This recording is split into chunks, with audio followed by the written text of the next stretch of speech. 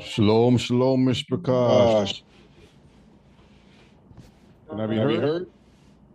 Feedback. Yes, sir. Yes, sir. You can be heard.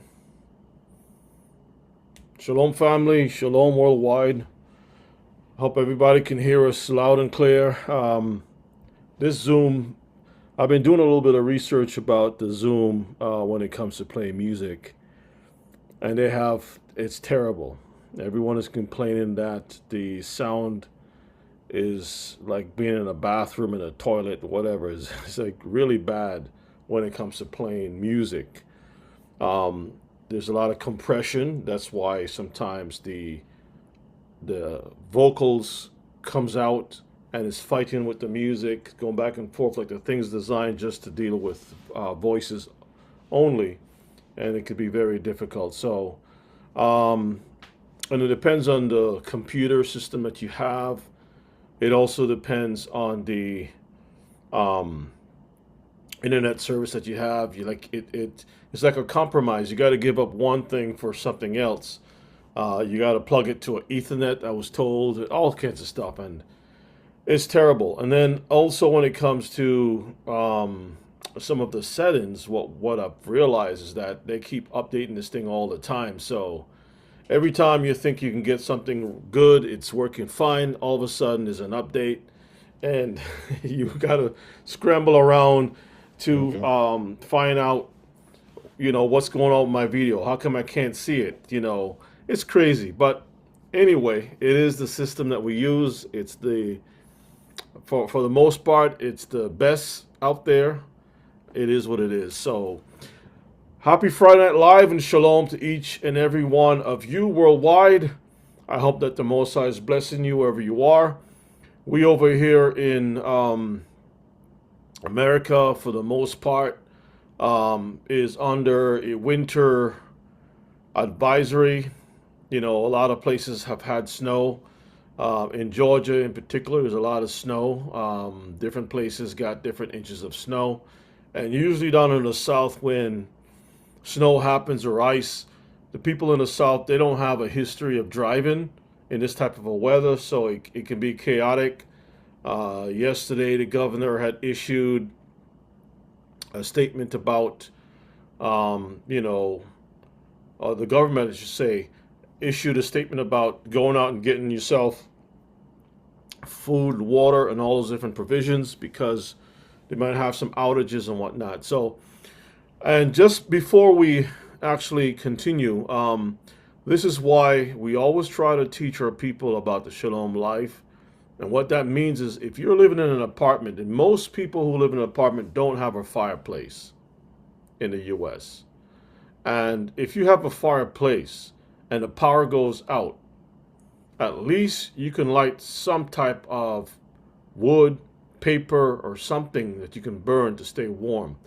Because do you know a lot of people have actually were found dead in their homes because they had no heat, and they tried to use barbecue grills. The average Hebrew, we gotta get a grill. I gotta get a grill. A barbecue grill inside the apartment, and you can't do that because the thing creates a lot of fumes. You don't have any way to vent all the fumes, right? So a fireplace already is designed for that purpose. This is why when you have a home, make sure you got something with a fireplace, or you live in a place that doesn't have this type of a situation. So I hope that everybody's staying warm wherever you are. I hope our Israelite brethren are stocked up well, because sometimes when the power goes out because of the amount of snow or ice on these wires, you can lose power, and it can be somewhat critical situation, especially if you have medical situations or medical issues.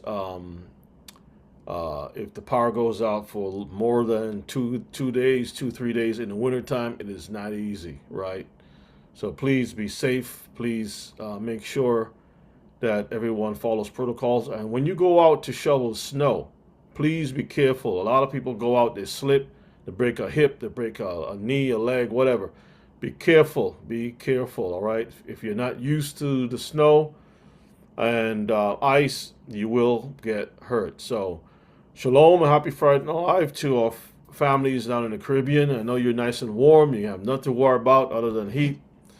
Shalom to the families over in South and Central America. Right here in these divided states of America, you got Greenland that's becoming part of America. You got Canada that's going to be part of America, it looks like. Panama is going to be part of it too. And maybe some other places. Right now, the governments of Europe is threatening to say, well, hey, Trump wants to invade. He's going to send troops. And so they are concerned that the Americans is going to snatch up territories, all right? And that's right, Sister Marvis. They're going to be changing. It's no longer going to be called the Gulf of Mexico. It's going to be called the Gulf of America. He says this has a nice ring to it. It's going to be the Gulf of America. So he's flying over the Gulf of America. So we are in some different times, right? Different times. So shalom to the families over in the UK. I can't say across the board in Canada anymore. I really can't say that because we don't know what's happening. Maybe some things already under the thing is in play already on the cover. So we're just gonna keep watch. You girl, you may say it's delusional, but you never know what's really going on, right? You never know what's going on. Shalom to the families, like I said, in the UK, in Africa, in Europe, Middle East, and the Far East, and every island of the sea. Shalom, shalom. Gulf of Texas. Well, that will be interesting. That will be interesting. So tonight, we're going to ask Ella to render tefillah on behalf of the whole house of Israel. It's good that you all are coming in. Brother Shea got a real good class coming up where he's going to talk about the obesity, spiritual obesity that is happening, which is bad for our health, which is the doctrines, the defiled doctrines that are poisoning our people and causing our spirit to be overwhelmed with the unclean things, right? And so hopefully we will all learn something tonight. Hallelujah. So is Elder ready? All praises to the Most High. All praises. All right. Hallelujah. Father. Heavenly Father, we praise you, bless you. At this time, Father, kindness. And your tender.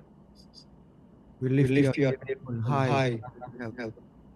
We thank you for protecting us in the hours. We thank you, Father, for watching over us at this time.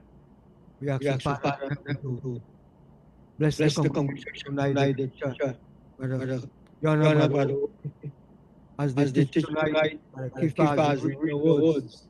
And each and every one, Father, as we come and participate to listen to your words tonight.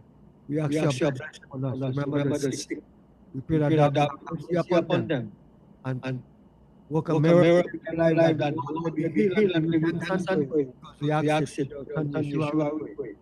Amen. Hallelujah. Amen.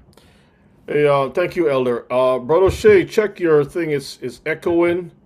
Trying to figure that out. Go under the settings. Hold on, Mishpakal. We're gonna try to resolve this. Go under your settings and your audio settings, and go to advanced. Where it's at the bottom. Hopefully, you might have the same setup as I do. And it says echo cancellation.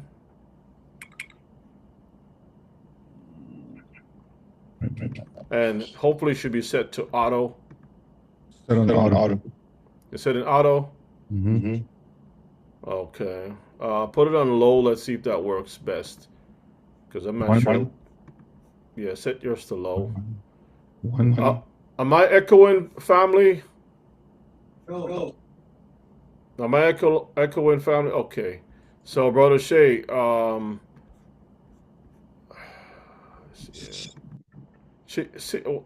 you go on the audio profile, There should be something says high fidelity, echo cancellation. Click on echo cancellation.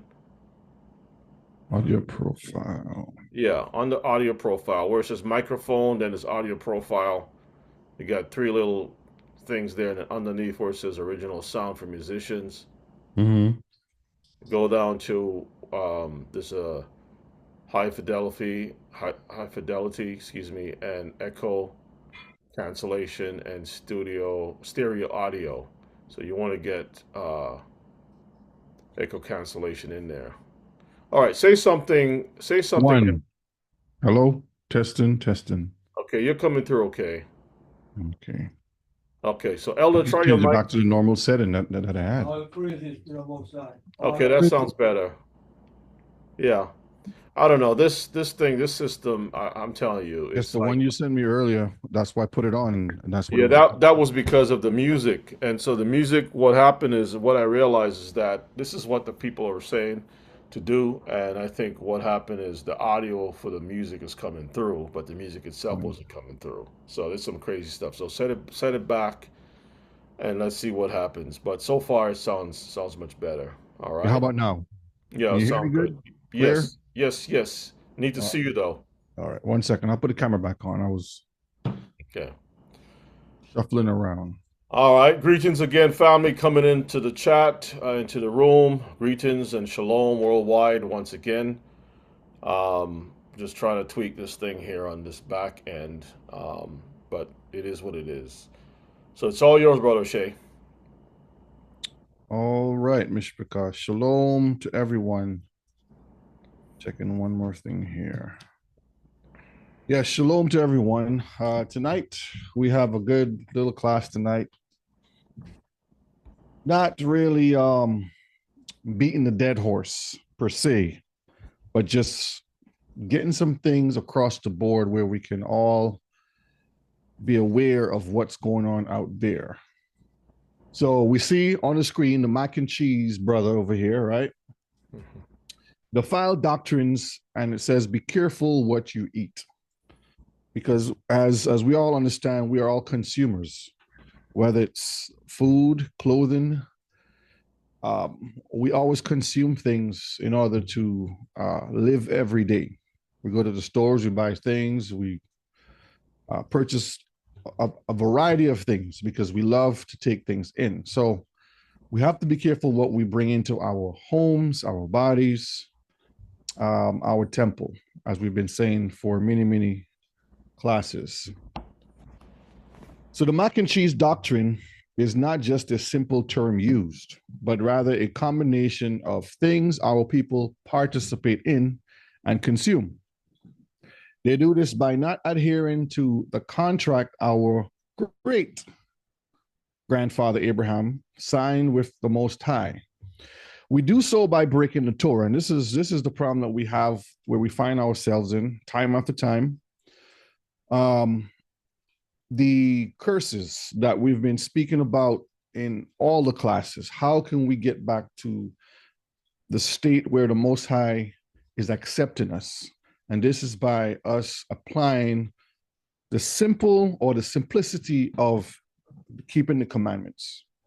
And at times when you mention that, people look at you like, all you want to talk about is law. Are you a Pharisee? Or do you like to just talk about the law? And I'm saying, no, the law is the foundation. Now, how we deal with each other, with compassion, with love, this is the difference when you look at it from how we are supposed to be carrying ourselves. Because the world, I should say the Christianity in a sense, will always want to play the card of just use love without the law. And then they'll push and say that we just pushing law without love. And the two cannot be separated, Mishpaka. Because when you truly love the Most High, automatically, what would you do? You keep his laws. So there's no separation. You see on the screen, it says, Black man's religion. Can Christianity be Afrocentric?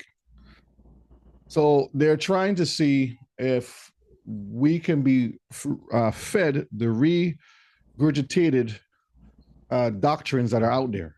because they take the stuff from us, strip all our identity, strip everything down, and now they want to feed it back to us in a different form.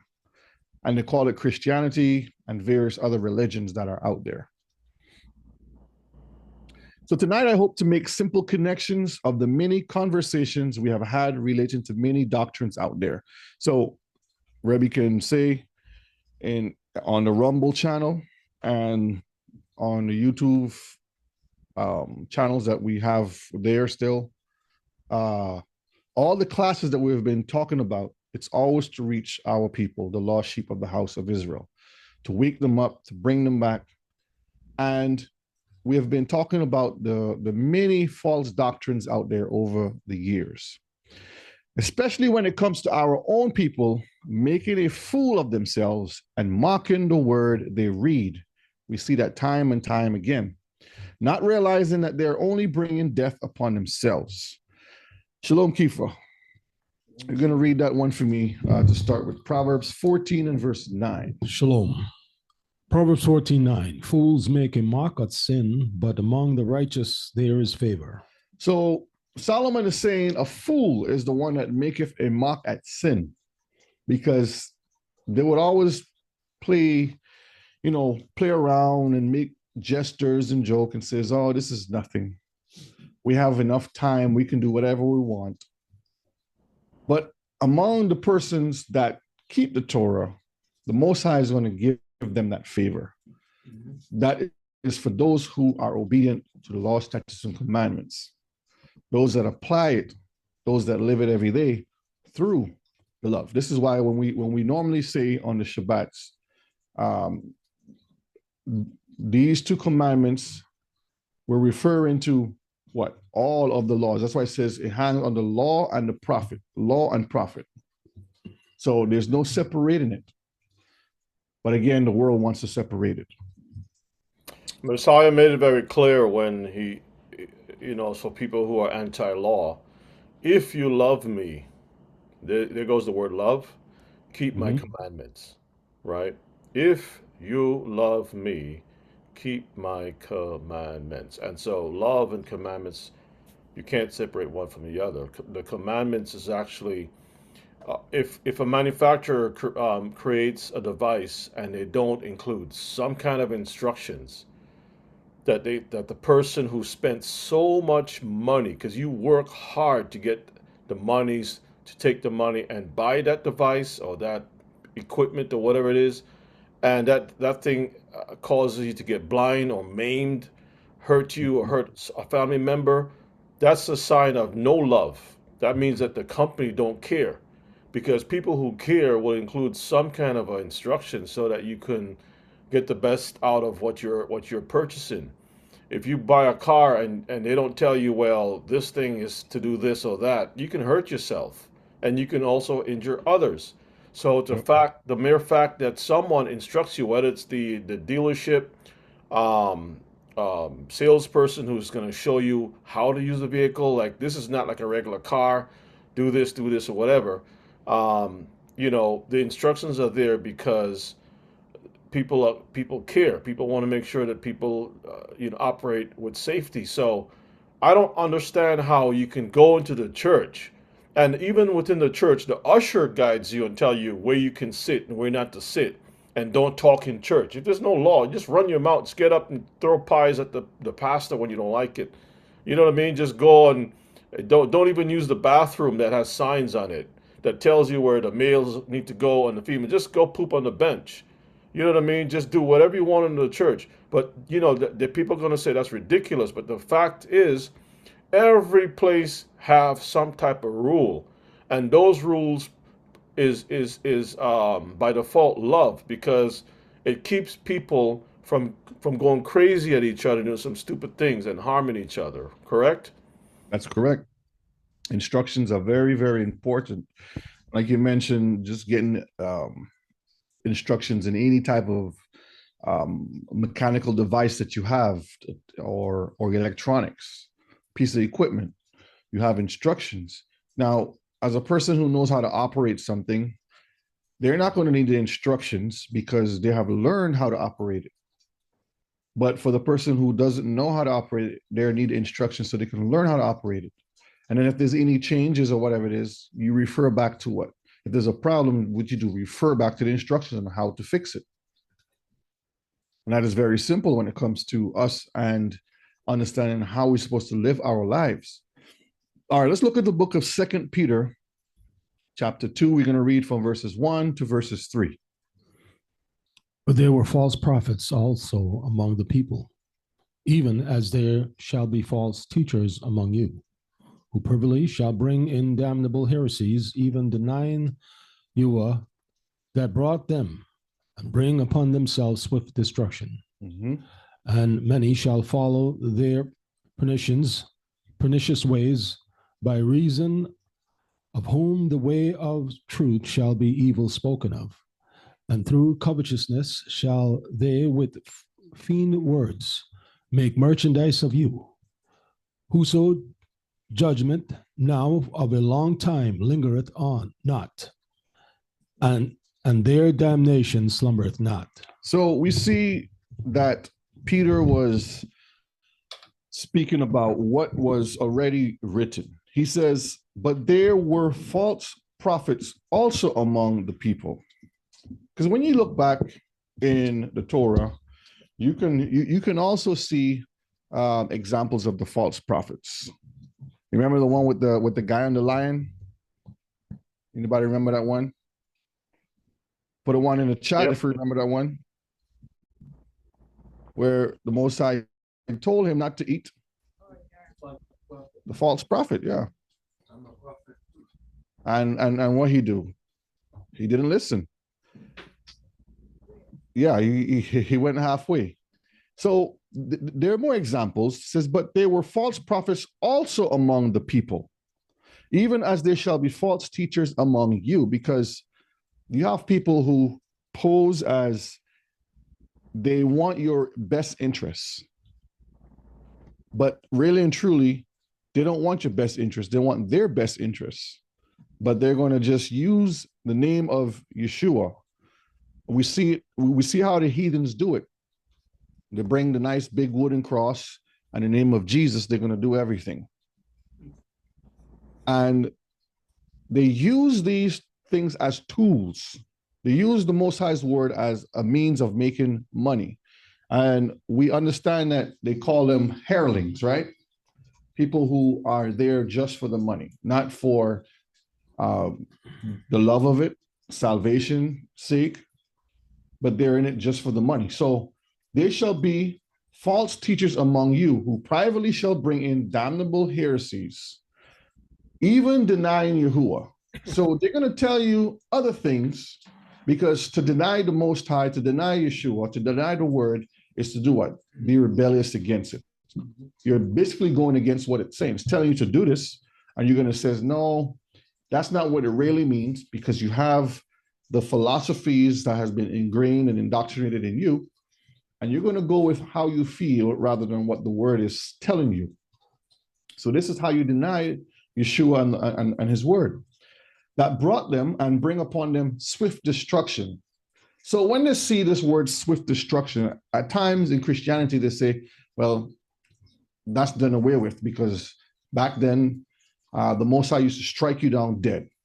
Now you don't get stricken down dead because he has love, not understanding that that is a grace period that was given to you, but that punishment and that destruction is still coming to you. Verse 2 says, and many shall follow their pernicious ways, by reason of whom the way of truth shall be evil spoken of. So now they're going to start talking bad against the word, because the word to them doesn't mean anything. It's all about how they feel again and how they can gain whatever personal gain from it, rather than for the whole health of the body and saving of the body. And through covetousness shall they with fiend words make merchandise of you. And we're going to see some of that there tonight. I'm going to share some videos tonight on one of our famous brothers that we all know about. And we're going to break some things down and we're going to ask some questions in the chat and have a little dialect to kind of see how our people have been fooled. Why are they doing the things they're doing? And what is causing them to stay in this state? Okay. Let's look at continuing to verses 4, and then we jump down to verse 8 and verse 10.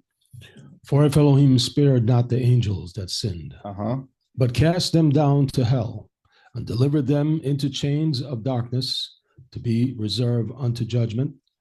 Peter, 2 Peter 2:8, for that righteous man dwell among them, in seeing and hearing vexed his righteous soul from day to day with their unlawful deeds. Okay, so let me go back a minute. When we go back here, Peter is saying, talking about the false prophets, how they're going to come in among you, they're going to deceive you. And he's saying, if the Most High didn't even spare the angels that broke his commandments, his laws, what about you? Who are you, Mr. Christian, or Mr. Religious Man, or like Rebbe says, holier than thou Hebrew?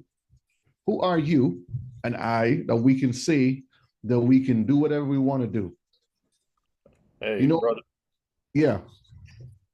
Funny thing, just looking at 2 Peter 2 and 4, the average knucklehead would say, well, the commandments didn't come until Moses, so why were the angels considered to be sinners? What was the rule that was established that justify Elohim for kicking them out?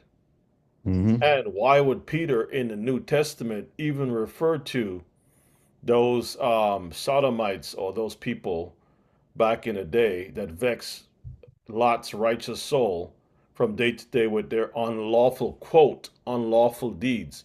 The word unlawful connects back to something that has to do with law. Right. You know, if we're dealing with operating under just love, this by reading this alone, it wouldn't make any sense, because now it puts this thing, well, okay, maybe Peter and Paul just got two separate, like they got two separate messiahs, like they got two separate teachers, right? Like Paul is under this liberal teacher who says the law is done away with, and Peter's on this conservative, I'll just use this term, red pill, right? Teacher that says that there's a law, right? That classifies these people back in the days of Lot. I mean, it will be a bad example to talk about Lot if we're now under some new way of doing things, right? It doesn't make any sense. Yeah. Everything is right there for us to see. We keep putting on these Gentile glasses and not realizing that it's written right there in front of you, because you're saying it vexed his righteous soul from day to day. It's like you've seen, like we spoke about during the week of pizza dedication, how these people willfully polluted the temple, and that vexed the Maccabees, that they went and they did what they had to do to try to bring back righteousness back to the temple. Verses 10 says, but chiefly, go ahead, read that. But chiefly them that walk after the flesh in the lusts of uncleanliness and despise government, presumptuous are they, self-willed, they are not afraid to speak evil of dignities. And we're going to see exactly what this verse is saying. People who want to make themselves in high places, chiefly, they want to be up there. And what they're doing, they're only bringing swift damnation to themselves, because they're walking in uncleanness. They don't care about the law. They don't care what's written there. They're all about me, myself, and I. That is the same spirit that Lucifer had, Satan had. I want to be like the Most High. And this is the same spirit that he has poured out upon the people. Now let's look at something here a minute. We're going to start with this video. So let me pull this to the side. Call this one the Hebrews breakfast. All right, we're going to look at this brother right here. Y'all remember this brother? Oh yeah, that's mac and cheese, the captain of the mac and cheese. Brother Xavier, where you at? Brother Xavier's in, let me see Brother Xavier's. That's This is the Brother head. Xavier's buddy. That's the head Hellenized Hebrew. I'm surprised he don't have laurels in his head. That's the Greek brother right there.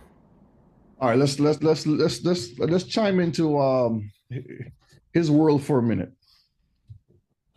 Fair use. All praises. The kitchen crew been working real hard to feed the brotherhood. And I just want to show y'all a little bit of what we got. All right. We having breakfast for dinner, something we like to do every now and then. We got So they're having the breakfast smothered potatoes for with dinner. bell peppers and onion. All right. We got my personal favorite, garlic and onion sausage. We got bacon. We got sausage links. You can get them pancakes right there. All right. And put the camera on me. I'll put it on me. We have Gideon's grit. Look at his earrings, right? You see his earrings right there? Yeah, he has a master. Took him to the post and bore his ear and got him set up. Go back a little bit. You have Gideon's grits. Go back a little bit. Gideon's grits. Mm-hmm. We have Gideon's grits. Okay. Gideon made the grits. Check it out. Nice and creamy. All right. We got the golden brown chicken wings fried in the fry daddy. All right. We got the fresh biscuits, brown to perfection. All right. We got the cheesy eggs right here. Y'all see that there? All right. We got blueberry waffles. All right. And then last but not least, get on over there, LT. Zoom in. We got the sausage gravy. All right. Now you slop that over the biscuits and throw some egg in there, man, with some bacon and sausage, and you eat. All right. So over here, don't forget, check it out. Get the alcohol. Get the alcohol. Get the alcohol. We got the Andre Brut, which is what you need for the mimosas. All right. With the ice cold orange juice. All right. So we finna get full here, man. Check out the shirt. Peek the shirt. I'm finna spin around for you. This is the merchandise. You like? Check it out. It took 5 years for everybody to earn this shirt, man. But all praises. This is the end of an era. And this is the end of a segment. We moving on to the next level. LT, get everybody in here. Everybody say shalom to the family.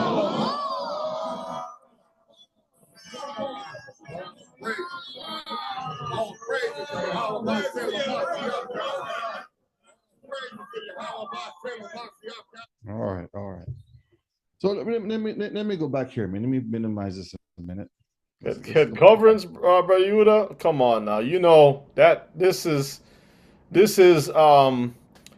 Epiphanes' favorite Hebrew. Epiphanes would love this guy, right? He would be the high priest of pork in the temple. High priest of pork. He says here, and through covetousness shall they with vain words just make stuff up, make merchandise of you. And you can see how he's clearly doing that. It's just sad. But there's more. We're going to get back to that again. Let's move on a minute. Hey, before you move on, Uh-huh. if you listen to this brother, I don't even know if the word brother is really appropriate. That individual, if you listen to that Hellenized individual, when he does his little blogs, his little video logs, whatever, in his car, or his chronicles in his car, he always refer back to Paul. Paul is the one that, for some reason, makes him believe and teach the way that he do. Listen, this is the problem. I've said it before. Look, if you can't teach from the scriptures about the Messiah, you are not a teacher. Because the disciples did not teach the Messiah from a New Testament or what a letter somebody wrote, and none of that stuff. They taught from the things that the people had to verify. The Bereans was the good example of that. That they searched the scriptures. Even our Messiah, when he came up from the resurrected, he says, "O fools and slow of heart." Moses talked about me, right? From the beginning. He didn't say from Matthew. He didn't say from the letters of Paul. Paul wasn't even in the picture. He referred them back to the Tanakh to identify him and his role in our lives as Israelites. So you will all just, if you listen to what he's saying, if you go to his channel and check it out, you're gonna find that Paul is the justification for the Hebrew breakfast that he has. Now that's breakfast. That breakfast is a dinner, correct? Yeah, that's the breakfast dinner. That Like, those guys love to eat. They love to eat. They live to eat. yes, that's what you call the gluttonous Hebrew. All right, the book of Matthew, chapter 7 and verse 15. Beware of false prophets. Beware of false prophets, which come to you in sheep's clothing, but inwardly they are ravening wolves. So, Mishpachah in the chat, how is this brother being a ravening wolf? Let me see who can answer that. How is he becoming or being a ravening wolf? Because we would say he's leading them astray, okay? False doctrine and a stumbling block. What else? He's hungry and is looking for the food. Deception. I'll give me one more. I like the poster that you have where it says, "Once elected," the wolf is saying, "Once elected, I will be vegetarian." Yeah, because that's what it is. It's a form of getting you in comfortable and making you feel like you are checking all the boxes, and then when you turn around, it's too late. They lead you right down to the slaughter. So let me read this, Mishpachah. If there is one true Elohim that gave his word to his people, that was recorded in what we call scriptures, right? Not the New Testament, but the scripture, in which all churches claim to be using, or the Bible, why are there so many differences? Why is there so many differences when it comes to the Bible? Because all churches say they have the truth with the F, right? Truth. If you go down to First Baptist, they're going to swear left and right, we have the truth. You go on to Pentecostal, same thing. Mormons, Adventists, give me some more flavors. Scientologists, Protestants, Jehovah's Witness, all of them, they all say we have the truth. But is that true? Can they all have the truth and all be different? That means something is wrong. That means the doctrine that they have there somewhere along the line is wrong. So when you go to the Bible bookstore or bookstores or selections in a bookstore, like you go to Walmart or you go to Publix and you go to the Bible section, the little book section, why are there so many Bibles and books of theories and interpretations? Well, when you go there, there's just so many different Bibles, different flavors. This is the world we live in today. The world today give you different flavors. It's like if Moses was coming down the mountain and he says, listen up, Israel. I have all these tablets in my hand. Those who want the real law, come over there. If you want half the law, come on this side. If you don't want the law, come on this side here. If you want a version of the law, come up. And like you have all of these different flavors the Most High gave Moses. It's confusion. Hey, your brother Shay. Uh-huh. Just looking at the AI, the Google AI, answering the question, why are there so many different Bibles? And one of the things that is mentioned in there is cultural and linguistic diversity, right? Meaning that translations reflect humanity's cultural and linguistic diversity. So it's not about the truth; it's about what the environment produces. Right. So when environment changes, right? When it gets hot outside, you change to that. Like it doesn't stay concrete one way no matter what. It's changing. The Bible has to change based upon what the culture that changes also. That's right. I'll read that for me, Kifa. What is the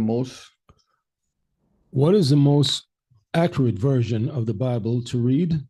The King James Version, originally known as the Authorized Version, dates to 1611, is a formal literal version and has had just a few language tweaks since written. This version continues to be the version most people consider the Bible, and it has stood the test of time. So when you can do the research yourself, you can Google it and see which Bible is the most accurate, the most read, the most picked apart. However you word the question is always going to point back to this particular one right here, because this was the translated one from the Hebrew and the Greek into English, and then every English flavor that we get from thereafter comes from this. So when you talk among different denominations, they will tell you, well, we rather this one because they don't say the days, the thous, speaking the old English type of lingo, but they say we like this one better. And then when you start to really dive into it, you can see how they start to remove one word. They would say, instead of saying holy son or one son or something like that, they would just take out that one word and just say son. Or instead of it says holy, they'll take out holy and just leave the word as it is. And that changes the whole context of what the author is putting out. That changes the whole context of what the Most High is telling us what to do. And therefore, that becomes very, very dangerous. So let's talk about the elephant in the room. Look at that picture on the wall right here. Everybody's looking at over here. Who are they looking at over here? Caesar Borgia. Okay. So let me ask the question. What is the elephant in the room when it comes to the problem that we face today? In the chat, let me see who's thinking. Anyone can answer. What is the problem that we face today when it comes to the truth? Okay. Radakin says the law. That is correct. Yeah. The law is the problem. It's the oldest thing that since the Garden of Eden is disobedience. And this disobedience, you can only have that when you have the law, right? Disobedience does not exist if there is no law, you know. So that's it right there. That's the biggest problem. Because when you take away the law, you take away everything that the Most High has put into place. And therefore, people believe that they have something called free will. It's my choice. This is what it says. It's my choice. I can do whatever I want. I can do how I want to do it because it's up to me. And the law is what dictates what we can and cannot do. I don't know what is so hard about that people believe that this three-letter word right here is the hardest thing to ever follow or to keep. Now, to know the law and adamantly refuse it is the definition of what? Rebellion. So when somebody knows the law and they say, you know what, I'm going to go opposite to what the Most High has put down, that is rebellion, that is witchcraft, and that's also abomination. Is that correct? Put a 1 if that's correct, put a 2 if that's not correct. Now we're going to play another video. And we're going to see how the brother here has his own choice. It's his choice. Okay. Listen carefully. Fair use again. Shalom, shalom, shalom, family. Y'all know what day it is. It's December 25th. The world calls it Christ Mass or Christmas, but here I am again. To us, it's nothing more than Yahweh Shai Day. All right. So first thing we're gonna do is show you the spread. Give it to my cameraman right there. Show him what we got. This man is spread. I mean, a lot. Got some buttered rolls. Mm-hmm. Got some chicken, baked chicken. The baked chicken. We got the greens. Greens. What else we got over there? Yeah, with the smoked turkey in it. Got butter rice. He has the smoked turkey and the greens this All right. time. The butter We got rice. salmon. Uh-huh. Going around the table,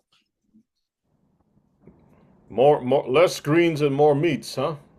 You already know what that is. We got More cholesterol stuff. All right. It's the mac and cheese. That's beef roast. The beef roast. Beef, however you want to cut it. All right. And then what we got here? Peanut You see any butter salad? cake. All praises. This cake was made on behalf of our brother DC, Deputy Commander Harass. And then we got what's that right there? Strawberry cake. All right, strawberry cake right there. So we finna eat good, y'all. Good meal, right? Good meal. Right. Brother Shay. Yeah.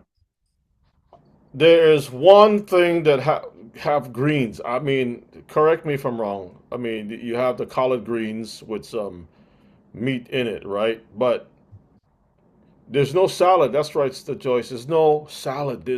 You don't have a bunch of carrots there. You don't have different assortment of vegetables of any kind. Nothing to counter all those that rich, buttery, cheesy, starchy stuff. He has more meats on the table. Yeah. Now listen to what he says now. This is the part that we're going to focus on here because he loves to show his spread. Okay. He's spread all right. Right. Isn't that good? But guess what? I didn't do that for y'all. I didn't feel like no pork. We've been eating too much of it. We had 2 hams last time. All right. 2 hams last time. So this time we got a Levitically friendly feast coming up. Y'all should be happy about that. You have a Levitically friendly feast. So he's saying this time he's going to keep it clean because he's doing it for himself. Last time he had 2 hams. That's what he said, right? All right, let's listen. But let me tell y'all something. Y'all should be mad at this too, because I got the choice, all right, to not have ham or to have it. I chose not to have it this time, all right? I didn't do it to shut y'all up. I did it because I got liberty. Y'all don't. Y'all don't have pork or anything for fear that the salvation that you don't possess, you're going to get. That's why you do it. Let me go back again so we can hear that one more time. Because I want to digest, because you mentioned he is focusing on Paul, right? And he's giving you the flavor of I'm awakened, I'm a Hebrew, but I'm still a Christian at heart. That's basically what he's doing. I'm gonna play it again. Feast coming up. Y'all should be happy about that. But let me tell y'all something. Y'all should be mad at this too, because I got the choice, all right, to not have ham or to have it. I chose not to have it this time, all right? I didn't do it to shut y'all up. I did it because I got liberty. Y'all. So he has liberty. We don't. You see the kind of nonsense that he's spewing out his mouth? If you go to James chapter 1, if you want to pick it up from about 22, 23, somewhere around there, and read a little bit, you'll see what's really going on here. This brother This is why I keep saying, family, that not everybody is cut to be a teacher or whatever it is. He's just a big hog, the chief boar that's Mhm. running around creating other little piglets like himself. And this is a very sad thing Yes. for us to look at. James 1, let's go down to verses well, start at verses 2. It says, my brethren, I'll read, my brethren, count it all joy when you fall into diverse temptation. Now, that's a temptation right there, that big old dirty spread that he have, right? Mhm. Okay, so let's scroll down. Verses 5 says, if any of you lack wisdom, let him ask of Elohim. Does Elohim tell us to have pork? No. That giveth to all men liberally. See that word liberally? And Mhm. upbraideth not, and it shall be given him. You'll receive the wisdom if you ask him, right? Like Solomon did. Scroll down to verses 20 something. Okay, 20, let's see. Let's start 21. Wherefore lay apart all filthiness and superfluity of naughtiness, and receive with meekness the Mhm. engrafted word, which is able to save your souls, right? But if you be doers of the what word? Is he Word. a doer of the word? Because he recognized the Nope. Levitical kosher doctrine that has been established, right? He recognized that. So he's being rebellious. Mhm. And not hearers only, deceiving your own selves. For if any be a hearer of the word, and not a doer, he is like unto a man beholding his natural face in a glass, right? Yep. Verses 24. For he looketh into the perfect law of what? Liberty. Any liberty has to be based on the law, and continueth therein, he being not a forgetful hearer, but a doer of the work, this man shall be blessed in his deed. Right? If any among you seems to be religious, like that big old brother right there, Mhm. okay, and bridleth not his tongue, but deceiveth his own heart, this man religion is vain. Right? So we can see, and you can read on some more, but we can stop there. We can see clearly that something is definitely wrong with this brother. The worms, the trichinosis has gotten to his brain Mm. and has ate out all the cells, so he can't comprehend. And I feel sorry for the other people because they're just on the road for a heart attack, for a stroke, and all these other things. And sometimes the Most High allow these men to rise up, right? Yeah. Just to see what we're going to do. Because you can't come out and say, well, I'm a Hebrew. I want to serve the Most High. I found the truth. And then you're back with a Christmas tree in your house. You're back eating the same things at the. Would Jesus, if he was here on earth, would he be having a ham sandwich? Mm. Extra bacon. No, never. Never, Mishpachah. The Most High will not go against His word. This is what you call rebellion, blasphemy at its finest. So he's pushing. It's his choice. He has free will to do whatever he wants to do. He knows what to do, so he know the law, but he's adamantly refusing to keep the law. Okay, laws are always changing to fit the narrative or situation of mankind, but the laws and the will of Elohim remains the same. I'll read that from Mikifo. Is the Mosaic law still in effect today? Because what they will try to do is break it down and say, okay, we have all types of different laws. We have the dietary law, we have the Mosaic law, we have the sacrificial law, we have this law, that law, and try to, separate it, but not understanding that everything is in layers and everything is for a purpose and for time and for a reason. And it's all connected. And we understand because currently of us, and we've said this many times, of us being in captivity, we don't perform the sacrificial time right now because we don't have a king, we don't have a priest, we don't have a temple. Therefore, we can't do those things. But everything else that is written in the law still stands today. Continue reading. Only the moral laws of the Mosaic law, which include the Ten Commandments and the commands repeated in the New Testament, directly apply to Christians today. So this is the question. You just type it in Google, and this is what pops up. This is a Christian's view on the Old Covenant. This isn't found on Wikipedia. So to ask the question, is the law of Moses still effective today? Because that's the question we're looking at. Okay? The doctrine. The doctrine is formulated based on the laws. You either keep the law or you don't. What doctrine do you have? So when you look at it, they're telling you that the Ten Commandments is the only so-called laws that they would follow. That's what they say. We're going to see. All right, continue reading, Kifa. Since when there is a change in the priesthood, there is necessarily a change in the law as well. This is what they're telling you, which is incorrect. Go ahead. The Mosaic law is no longer in effect. So they're telling you since there was a change in the priesthood, the law has changed. Is that true?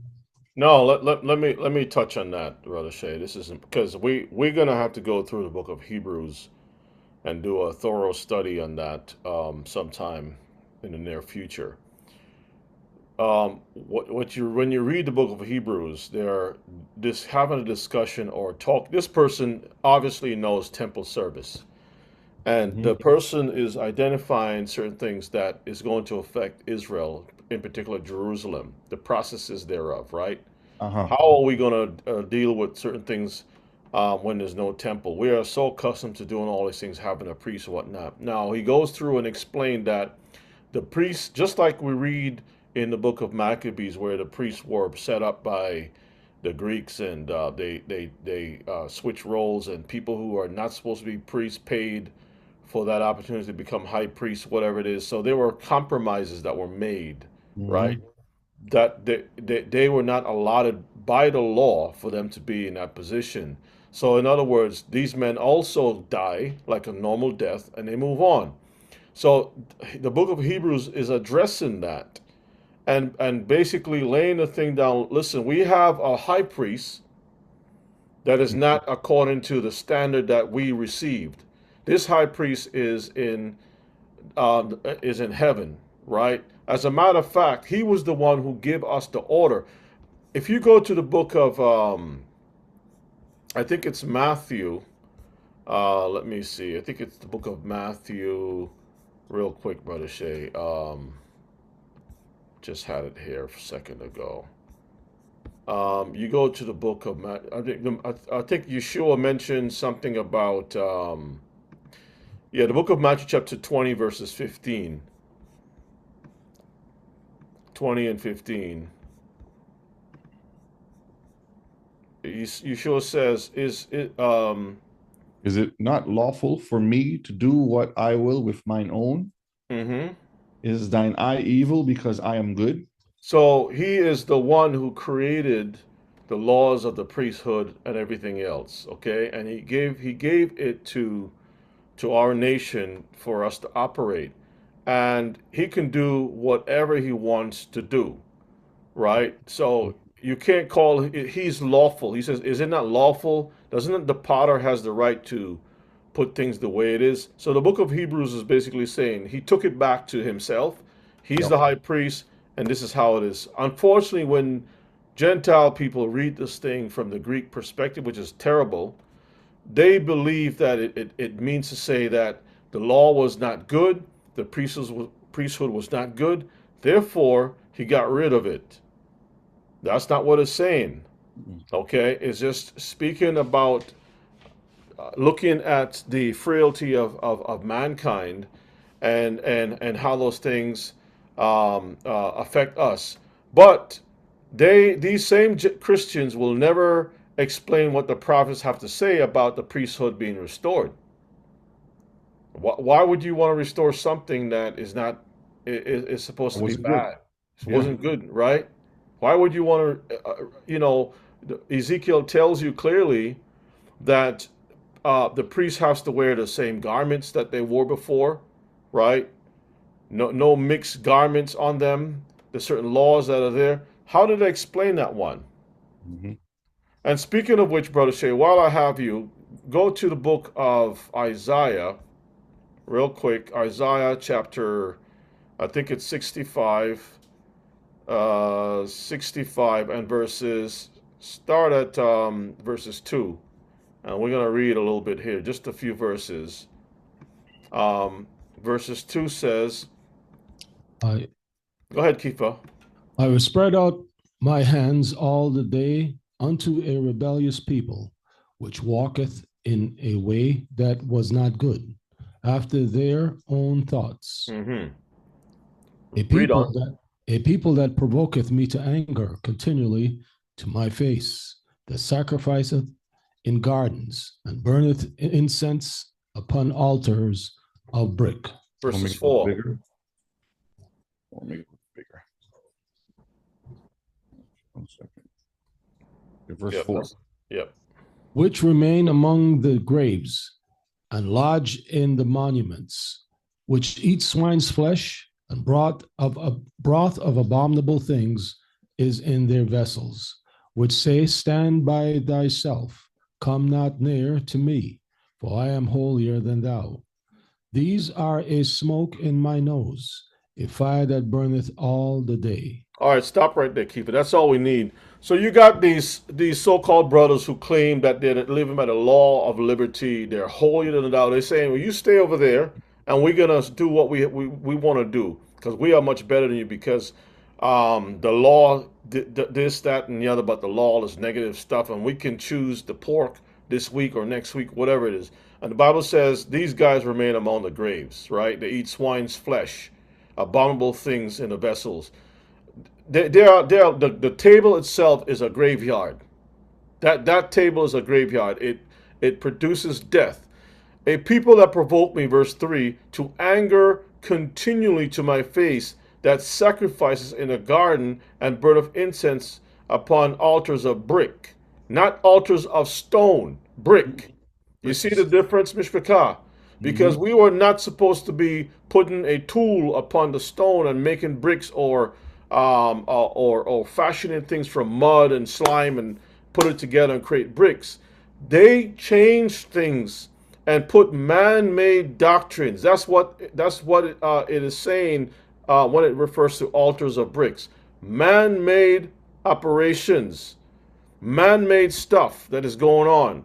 I have spread out my hands, verse 2, all the day unto a rebellious people which walk in a way that was not good after their own thoughts. You see what's going on, family? Mm-hmm. That's the problem with these brothers. And so he's replicating people like himself. And again, sometimes the Most High allows certain people to be false prophets to see what we're going to do. Like he just put a tree in the middle of the garden, put fruits on it, and just to see what we're going to do. Just to see what we're going to do. And then he gives us the scriptures, how we should live. And then we will look at the scriptures, stick our nose up at it, and go right to the tree and pull the fruit off the tree. We will go and say, yeah, you know what? He's right. The law is supposed to be about liberty. And you know what? As long as I believe in my heart that I'm doing this for the Most High, it's not bad. And you start to justify wickedness. You leave what is written in the law and you start doing nonsense. And sadly, a lot of our people are following this same trend where the law is telling you, because there's no in between. It's keep the law and live, or you break the law and die. But in their mind, they can break the law. The Most High will not punish them because of love and grace. And then they will be saved once they come back in good graces without ever being punished. And not realizing that every law that we break, there is a punishment. That's why it's called judgments. It's part of the law. And that's the part that no one wants to deal with. They don't want to deal with the consequences of breaking the law. So therefore, the law is too hard. I don't want to deal with it. And this is the problem that we find ourselves in. So the question is, can we amend or update the law based upon the times we live in. So we in Heathens 2025, Mishpachah. It's a new year according to the Gentiles, right? Do we have that authority to update the law based upon the times we live in? Because the Bible is old stuff according to what they say. There's a bunch of things that people put out there. They will always say the Most High's laws, they will say God's law is pure and perfect. His words are true. And then for some reason, as soon as they flip the page to the so-called New Testament, it's like that just deletes itself. It's like the pages go on it and it deletes themselves one time, gone away. The law is over. If that be the case, then you might as well put females as priests and stuff, right? They're doing that. You can do whatever you want. You could put a dog. You could put a dog to become your pastor. It's not a problem. You know what? In this world that we live in, I guarantee if you Google anything today, you'll find it. You type in dog priest, you probably might find it. It's just that sickening, Mishpachah. All right. Read that for me, Kiefer. Why do Old Testament laws no longer apply? This is what they believe. Okay, go ahead. Jesus reconstituted the people of God. Therefore, Old Testament laws relating to the civic life of God's people, such as requiring the death penalty for grave sins, no longer apply to believers today in the same way. Through his sinless life, Jesus fully embodied all the moral requirements of the law. January 12, 2021. So, Mishpachah, do you believe that? Do you believe that Jesus came down and he reconstituted the people of God? Took it, he twisted it, he shaped it, and he says, you know what? This death penalty is too much. I'm going to take it away and allow you to become your own selves and do whatever you want to do because I love you. Hey, brother Shay. Go to Luke chapter 12, verses 47. Okay, let's go to Luke.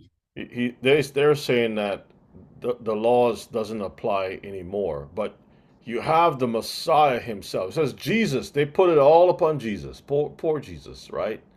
Reconstituted the people of Elohim. And it says that Luke 12 and verse what? 47. So if that be the case, that the punishments as far as the death sentences or any type of civic sentence, right, for among the people and stuff like that, why would the Messiah use parables that include that type of situation where he says in Luke 12:47, and that servant, go ahead, Keeper. And that servant which knew his Lord's will and prepared not himself, neither did according to his will, shall be beaten with many stripes. So why say those kinds of things in your parables? Everybody knows that this is a reference to himself as a Lord, as the Lord, who has servants. And those servants, because he's speaking about himself and him being in charge of the whole operation of his Father, because he has the authority to act in his Father's name. Son, take my title, take my signet, go operate in my name. He has the authority given to him. And he's talking, and this is just one example of many parables that speaks about being killed or destroyed or house destroyed, things taken away, or beaten, all of these things. This is for he's talking about civic. He's not even talking about your heart. Oh, the servant who doesn't feel a certain way. No, it's talking about servant who actually doesn't do what the master requires. Not what the servant is thinking. Not what the servant is just said out of his mouth. But the fact that he didn't do it. Didn't do it. And that's the problem that we have today with all of these Hellenized Hebrews. Yep. The angels were cast out of heaven because they sinned. But yet, knucklehead Hebrews would say the Torah was not there. That shows you that the law was always there, because if the angels themselves, just like you said, cast out, for what? For breaking the same law that was established. And when you go in the book of Jubilees, it tells you how everything reflects up there has to reflect down here. Now look at verse 48. It says, but he that knew not and did commit things worthy of stripes shall be beaten with a few stripes. So it's a difference to say, I didn't know, and to say, I know, but I'm going to willfully break the law. The punishment is still there. All right. Grace. Arkifa, read that one for me. What biblical law apply today? The moral law, such as the Ten Commandments, is the direct command of God and is required strict obedience. See Exodus 20, verse 13, for example. The moral law reveals the nature and will of God, and it still applies today. See, so when you go to one source, it'll tell you that doesn't exist. But it'll say, okay, the moral law is what we're going to keep. And it's very strict. And when you start to break down the moral law, they start to take that and start to dissect it, because they're saying, oh, we don't want to keep that. The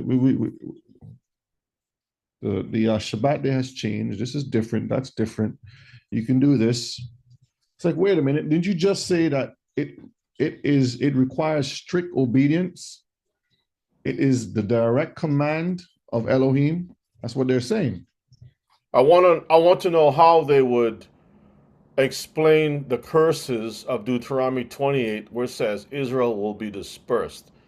We have been dispersed before Jesus came. We have been dispersed after Jesus came, because Jerusalem was destroyed, and we're still dispersed even to this very day until he returns to establish his kingdom. So if the commandments is done away with, how come that curse of being dispersed has not like vanished away or evaporated or something? Why are we still under that penalty to this day, right? Where all the things that is written in Deuteronomy is still on our backs. The curses, gods of wood and stone, all those things still affecting us today. That makes no sense. Makes no sense. And you know, there's a passage in the Bible where it says that when punishment doesn't go out executed right away, I forgot. I'm just paraphrasing. Maybe one of y'all will remember it. But you know, people will tend to do certain things, right? If it's not done swiftly or quickly, people will. So he's all just because you don't see. Like you say, okay, Exodus 20, he's gonna kill you right away. You're gonna get killed, just like Nineveh was pronounced is gonna be destroyed just because Jonah preached and the people repented. Is Nineveh still around today? Oh, did it just continue on until the Roman Empire? No, it got destroyed. Right? The people who looked and lived at the serpent, when they saw that serpent, did they enter into the promised land? No, they got destroyed. The book of Ecclesiastes. They got destroyed. Thank you, Brother DeWitt. I hope that's the right one. 11 and 8. They got destroyed, family. Go ahead, Kifo. But if a man live many years and rejoice in them all, yet let him remember the days of darkness, for they shall be many. All that cometh is vanity. I don't think that's the one I'm looking for. Like judgment is not done speedily. 8:11, he says. Let me Yeah. see. All right. Ecclesiastes 8 and verse 11. Okay, here we go. Yes. Because sentence against an evil work is not executed speedily, therefore the heart of the sons of men is fully set in them to do evil. Yep, that's the one. Thank you, Brother Dawood. That's all right. Lickle, all right. But that's the point that we're trying to make here tonight, family. People think just because your head is not chopped off and rolling down the hill today doesn't mean to say that, oh, all of a sudden, Most High is now changed, he's operating. Look, read through the Bible. The parables is filled with punishments. right? Even he says, my Lord delayed. Let me see if you can find it. Delayed is coming, right? Delayed is coming. Let's see if we can find that.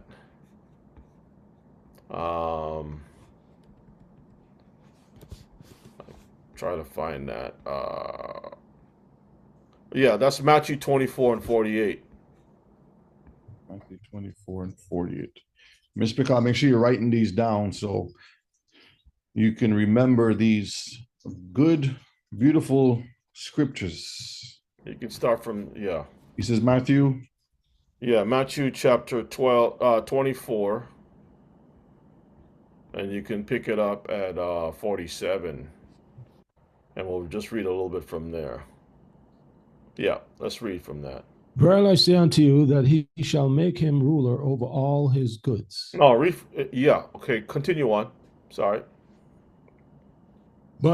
And if that evil servant shall say in his heart, my Lord delayeth his coming, and shall begin to smite his fellow servants, and to eat and drink with the drunken, the Lord of that servant shall come in a day when he looketh not for him, and in an hour that he is not aware of, and shall cut him asunder, and appoint him his portion with the hypocrites.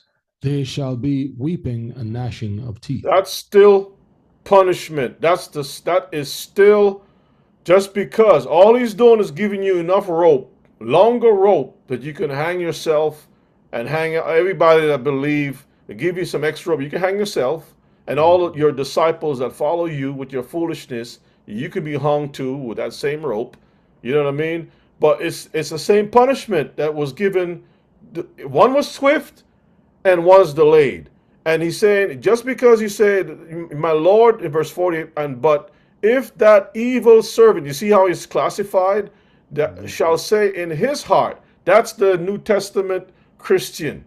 That same thing happened at the Mount when Moses went up. Exactly. He delayeth. He's not coming back. So let's do what? Let's make us. They start drinking. They got drunk. They was fighting the revelry. And when Moses came down, because that period from coming down, transitioning, that's like what we have today called. Yep, had breakfast at nighttime. Had breakfast at nighttime with the what do you call those drinks? You get the drinks at the table at night too. The mimosas. Whatever it's called. It's wickedness. This is provocation. This is like taking the Most High for granted. Mm-hmm. That's evil, family. That's evil. Don't ever do that. Don't ever find yourself being presumptuous like that.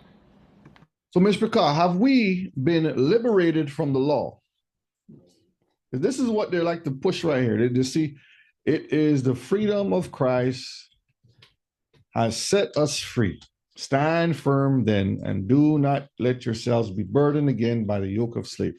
And they will quote Paul all day about all kinds of different things and not realizing what's going on. All right, let's look at another video again.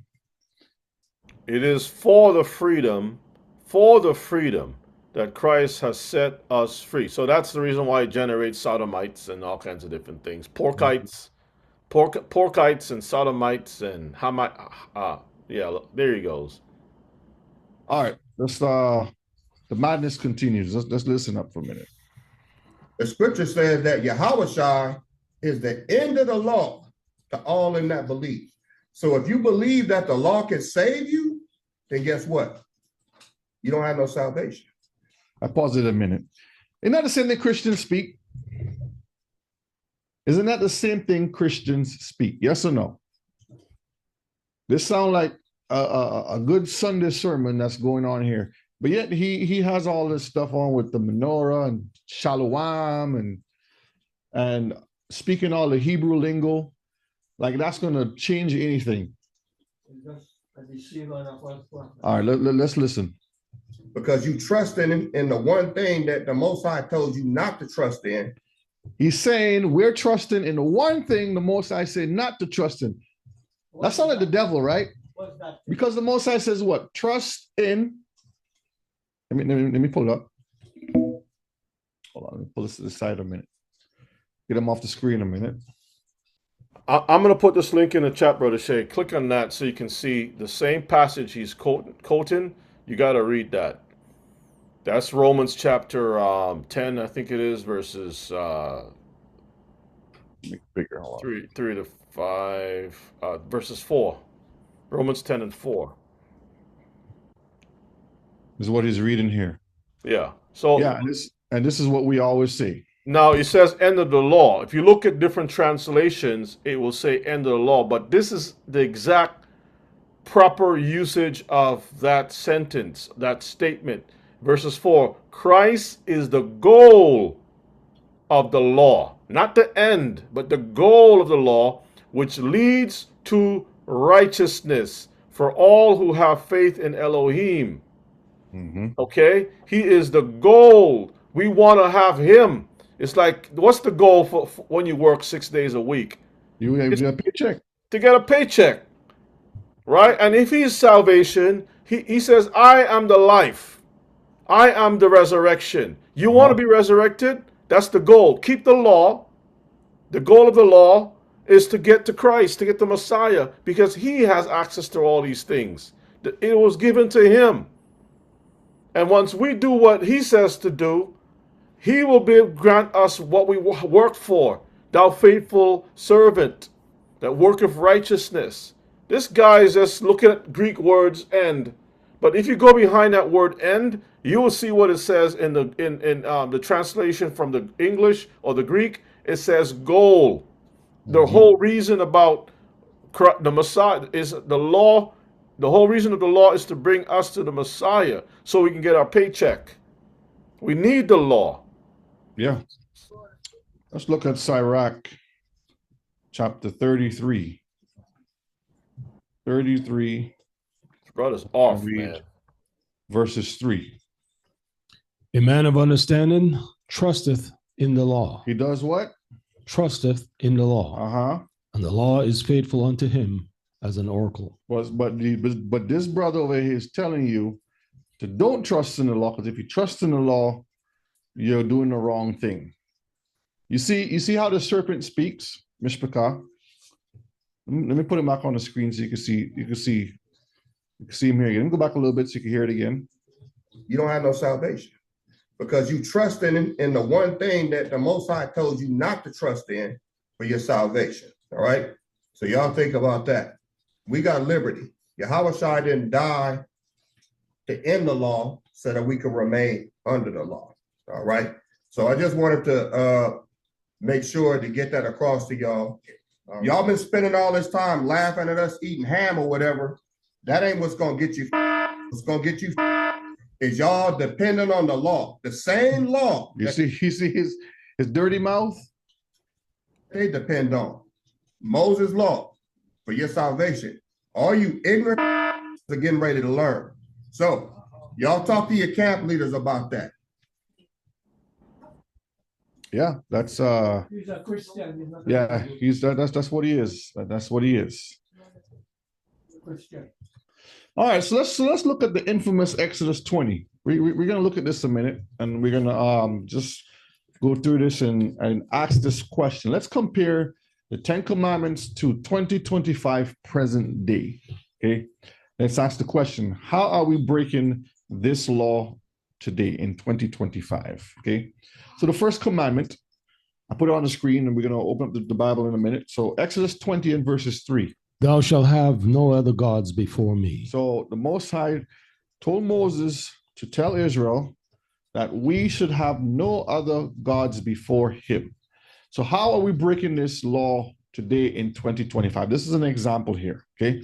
So when we go on, I'm gonna ask in the chat, and I want to hear some stuff from you guys.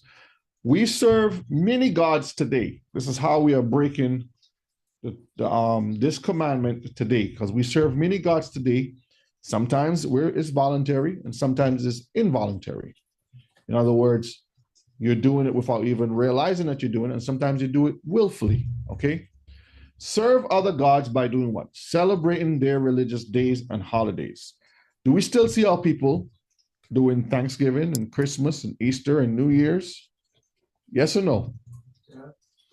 Are there still worshiping the Most High whatever day they want to, rather than what is ordered or instructed. That's what they're doing. Okay. Serve other gods by the foods we eat, which are most likely offered to those false gods, or when we willingly go against what our Elohim commands us not to eat. So we see the brother always talking about his spread. He loves his pork, right? He's always going after the spread and doing this and that. And we can see clearly how he is doing what? Breaking the commandments. I got a question. Uh-huh. When the NFL or any organization who is in the sports world bring on an athlete, don't they have a regiment which is dealing with exercise that the athlete, let's say the Olympics, for example, the athlete has to be set apart from other things, like they can't put certain things into their bodies. They have to have a certain type of diet. If you're a swimmer, they put you on a diet regiment, exercise regiment that is honed specifically for that type of sport that they're doing, whether it's swimming. If you're lifting weights, you can't have a certain type of diet. You need to be able to eat. Yes, us, the Marvis, training foods. You got to eat that type of food that allows you to bench press 500 pounds or throw a discus, or if you got to jump over bars, or you got to swim. There are certain foods that you got to eat. Now, if you don't follow the requirement that is given by the sports authority, and you want to do drugs or you want to eat whatever it is, are you not fired or released from that? Wouldn't you be considered breaking, right? Or wouldn't you be disqualified from that? Yeah. Obviously, the answer is yes. So they would recognize in a sports world, because they like to wear the sports jersey. Those Israelite men, they love the sports jersey. However it looks, the baseball cap, the football thing, the whatever, all the different things, slave stuff on them. And they know that they will talk about the sport, the rules of the game and all that stuff all the time. But when it comes to the Most High business, we don't have no law. It's done away with. Like the regiment, the requirements for us, we have to eat clean stuff that we could be called set apart. What makes us set apart if there's no law? I'm eating pork like anyone else. Now, look at this. You mentioned this because this player, his name is Zion Williams. I'm trying to find the right one where I saw it, but it's talking about, because in the contract, if you don't follow the diet plan they have, they will fine you. They will charge you. You have to pay a fee. So there's a weight clause in sports contracts, and he has a weight clause where if he goes beyond 295 pounds, he has to pay his money that he has. He doesn't receive what's paid to him. You can look it up, Mishpachah. And that is to every athlete out there. So when it comes to our people not fulfilling our part, what does that say? You think the Most High is going to bless us when we continue living in sin? Now let's look at some ways we serve other gods. We have the goat riders over here because we want to join the Masonic Lodge, right? The holidays we celebrate, different fraternities and fraternizations that we go to, eating the unclean foods, wearing things that we're not supposed to wear. And this is also a ritual serving the phallus god, going up and down a pole. A lot of people don't realize that. And a lot of our young women want to, be pole dancers. That's part. Isn't the pole part of the Shalom life, to have a pole? Let's look at this video here. Pull up this other video here. How's everyone doing tonight? Put a 1, you're doing good. Put a 2, not so good. Staying warm. All right, look at this video here. I think his brother Pincus has shared this video in the brothers chat, so I kind of took a little piece from it. So you telling me that they are sending hair from India. And Rebbe did a class on this with the good hair, what like Chris Rock did, the movie he did or documentary he did, and we talked about this before. Let me start it over again. So you telling me that they are sending hair from India to Black women over here, and we all know that there's all types of hair. Yeah. Shaving the woman's head. Okay. They shave their hair off to get rid of their bad karma and all that stuff. So they shaving their hair off to get rid of their karma, and they're sending their hair over here to us, and they're marketing it. They're marketing it. Yeah, right. They market it to Black women on purpose because they want us to take their karma. And if not, you guys hear that? So there's a lot of these things are cursed, and we continue to. And we wonder why we continue living in a cursed state. it's like an energy transference. This here, woven into perfect strands, holds the DNA of another person, a stranger, someone you've never met, someone likely of a different ethnicity, culture, and most definitely of a different spiritual or religious conviction. This is hair of unknown origins that we pay a pretty penny for, that is being placed millimeters away. Somebody in the chat, Google for me the amount of money the hair industry makes a year. Billions. Just put that number in the chat when you find it. Good hair. From our brain. Let me go back. You're not just wearing gems that we pay a pretty penny for, that is being placed millimeters away from our brain. You're not just wearing hair, you're wearing a part of someone else's life. Imagine if it were their fingernails or skin, for example. I know that's an eerie thought, but hair, after all, is made of the exact same proteins. But somehow today, we've convinced ourselves that this is different. This is totally natural. This is normal. This action is... So you telling me? All right. So says, I guess the numbers is just all over the place. 1.5 billion, 39 million. Billions. In the billions, right? Billions.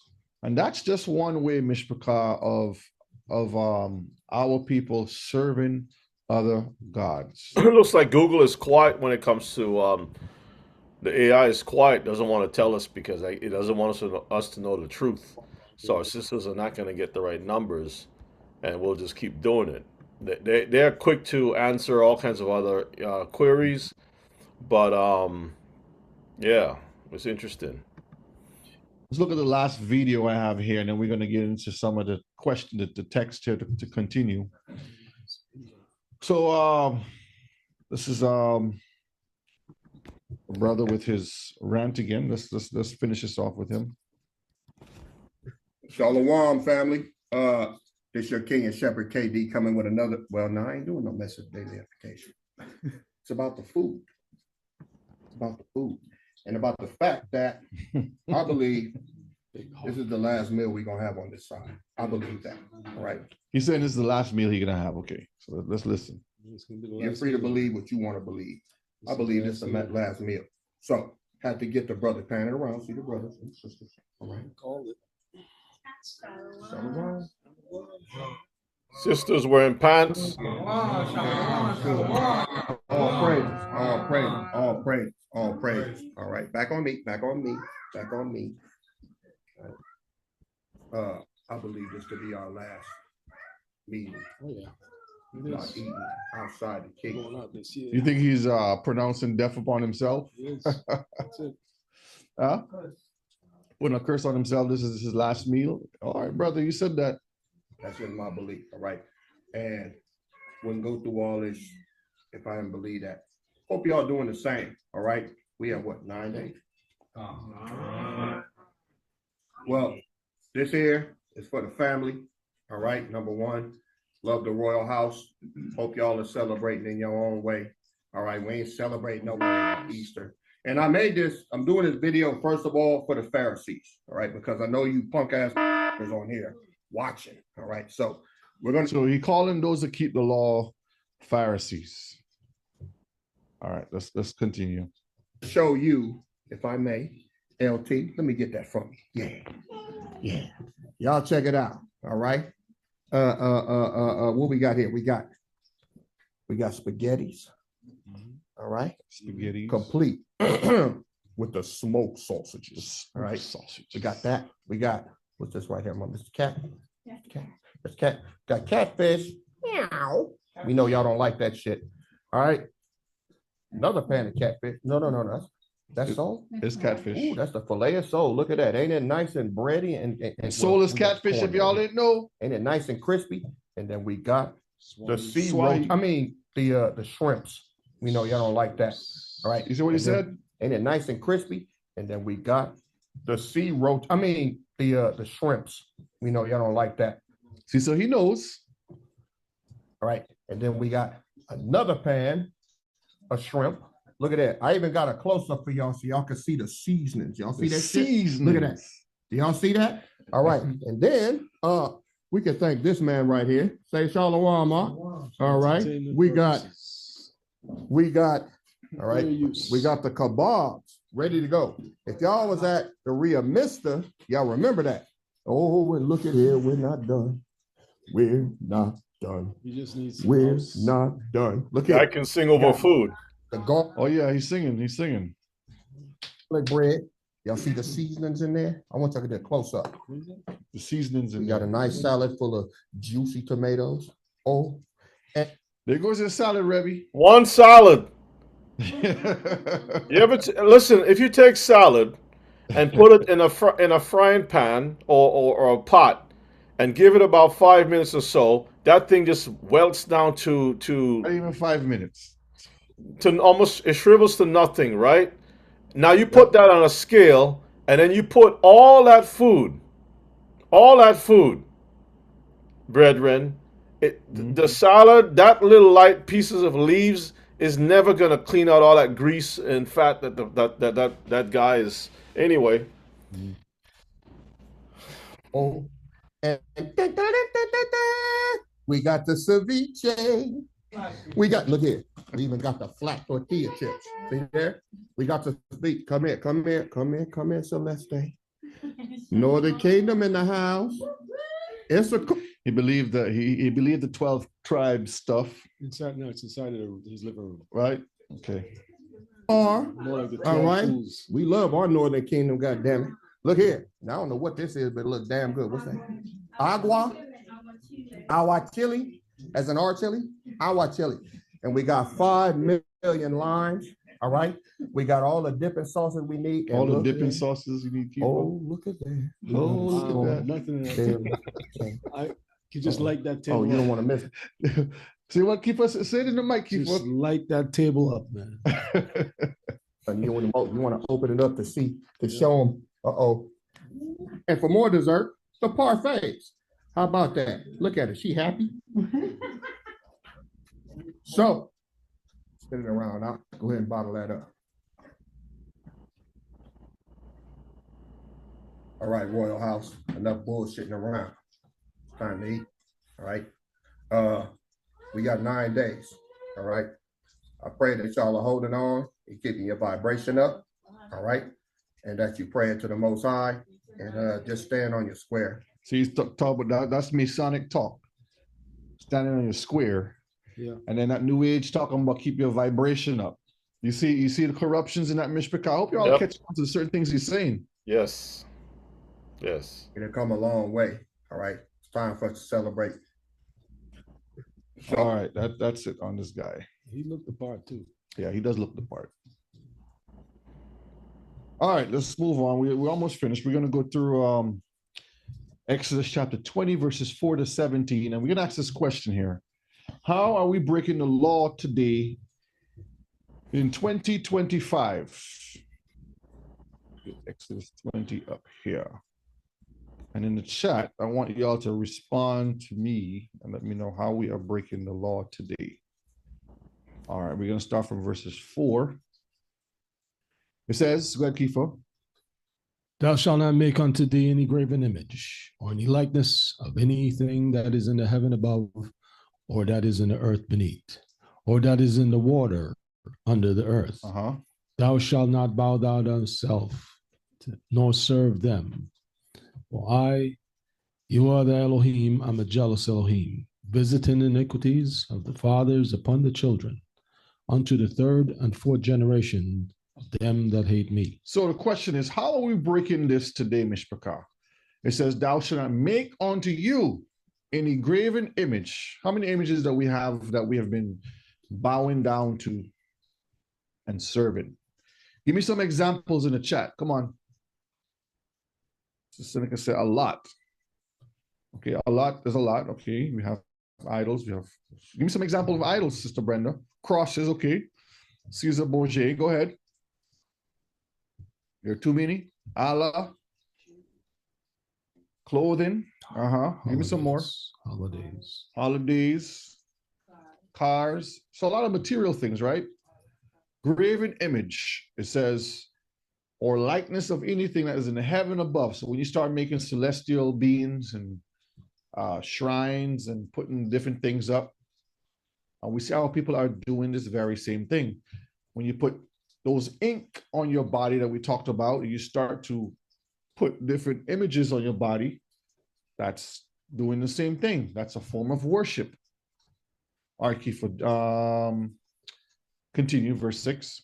And shown mercy unto thousands of them that love me and keep my commandments. So the Most High is only going to show mercy unto those who do what? Keep his commandments. Continue.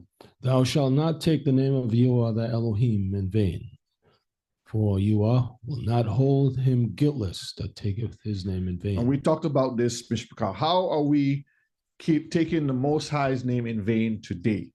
In 2025, how are we taking the Most High's name in vain? Give me an example. Shaming the Most High, how?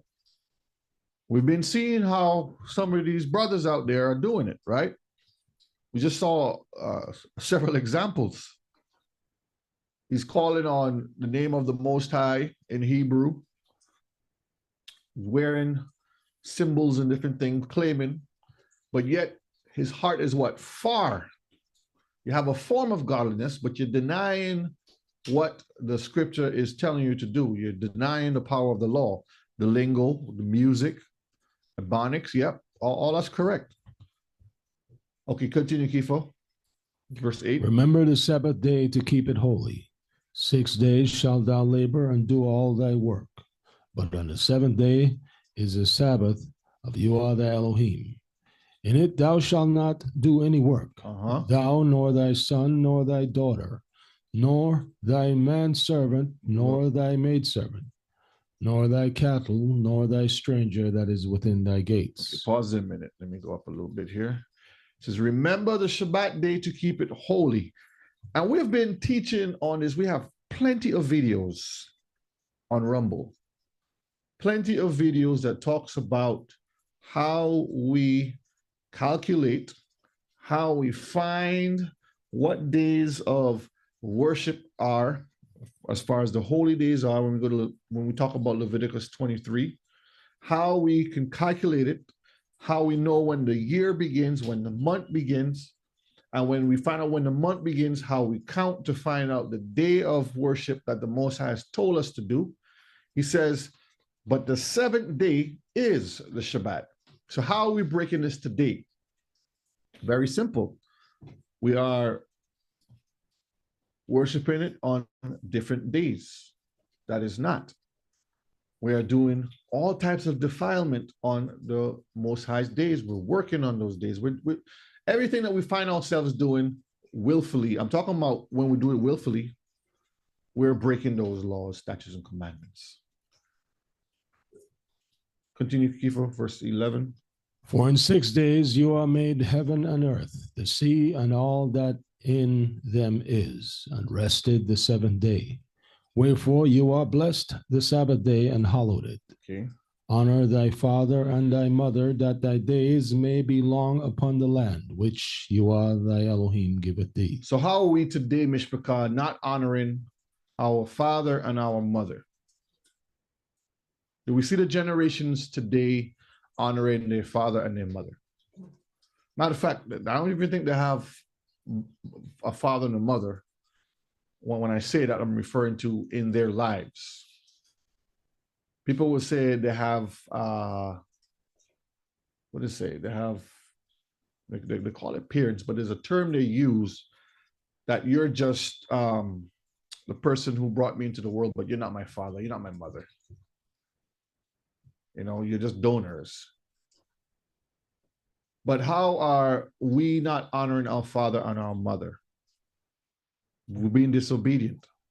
Because when we and it's not just talking about your current father and mother, it's talking about not removing the ancient landmark that your fathers has set. It goes all the way back to that too, from the beginning when the law was instituted and it's established and we follow it.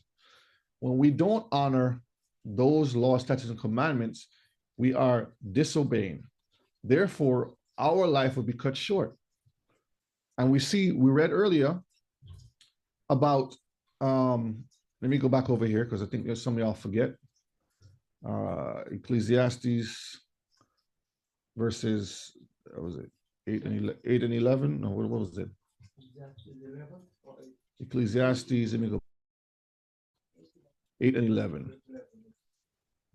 That's the wrong one I'm in. Hold on.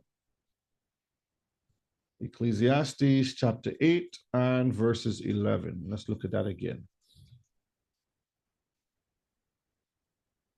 Read that for me again, Kifo.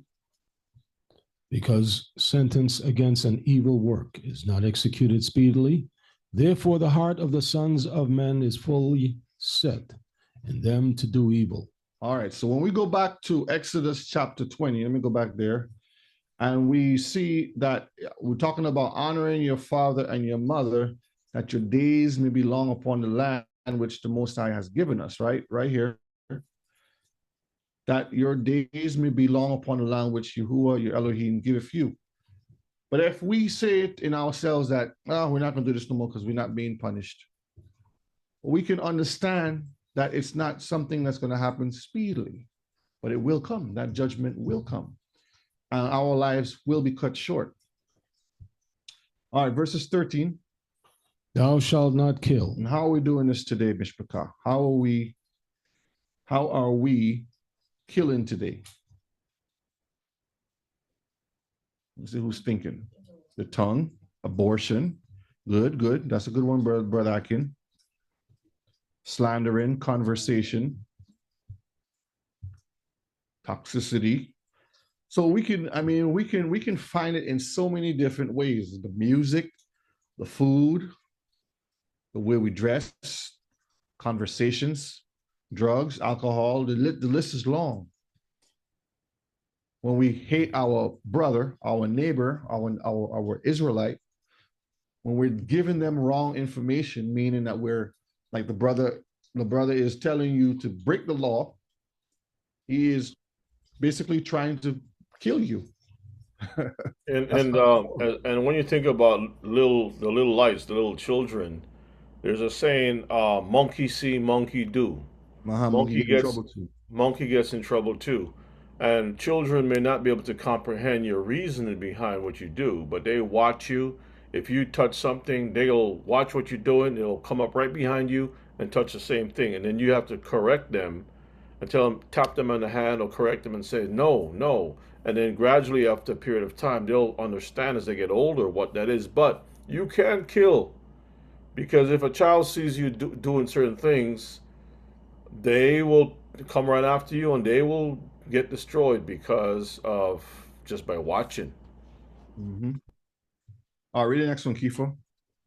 Thou shalt not commit adultery. How are we doing this today in 2025? How are we committed adultery today in 2025? Let's see who in the chat is thinking. How are we committing adultery today in 2025? False gods. We just talked about all them false gods. Serving other gods, okay. The wearing apparel. We had classes on clothing. Again, the diet we eat, things that are sacrificed to idols. The music. Also, everything in today's agenda has been sexualized to to promote that lifestyle of lewdness. Adultery normally connects with the woman Contract. who is in covenant. Right. And that's So we as Israelite being in covenant, then stepping out of that, still in covenant. We haven't been severed from the Most High, so we're in covenant with Him, and we do the things of other Elohims. That will be considered adultery. yes. And that is the difference right there. The contract that we have established from the beginning with Abraham. Remember what the slide that says our great grandfather, Abraham, he established that contract. And that contract is still valid. That is the contract that we have been breaking with the other nations. All right, the next one for me, Kifo. Thou shalt not steal. So, Mr. How are we stealing today? How are we stealing today in 2025?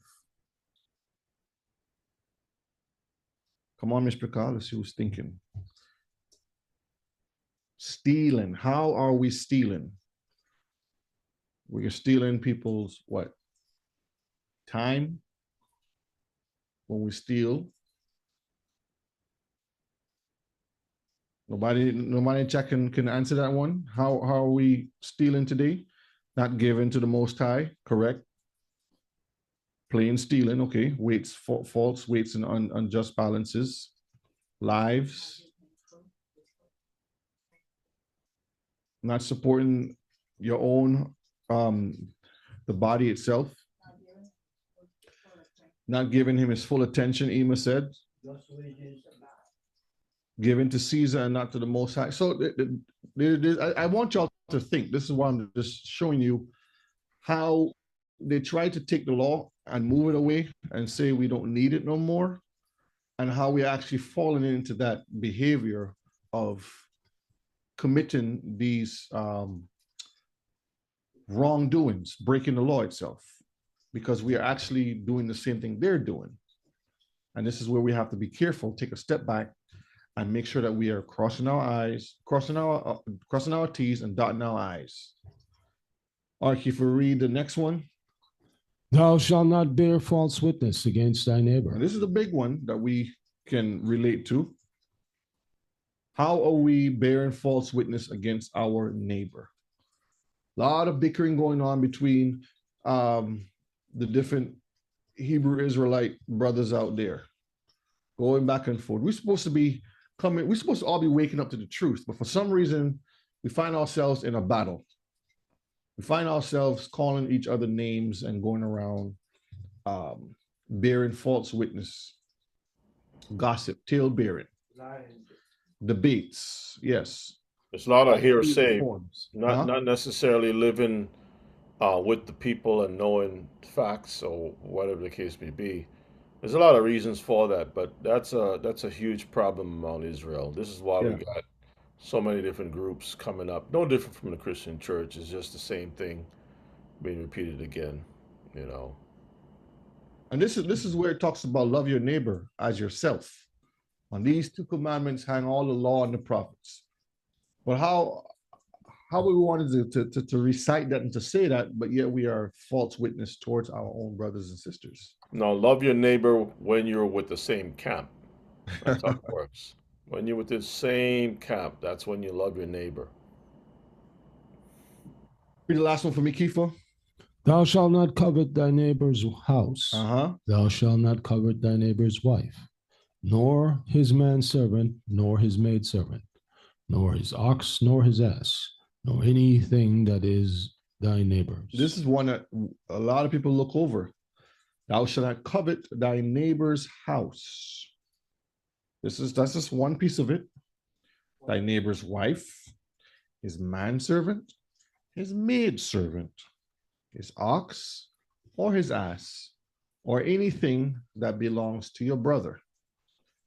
And how are we doing that today in 2025? How are we breaking this law today, Mishpachah?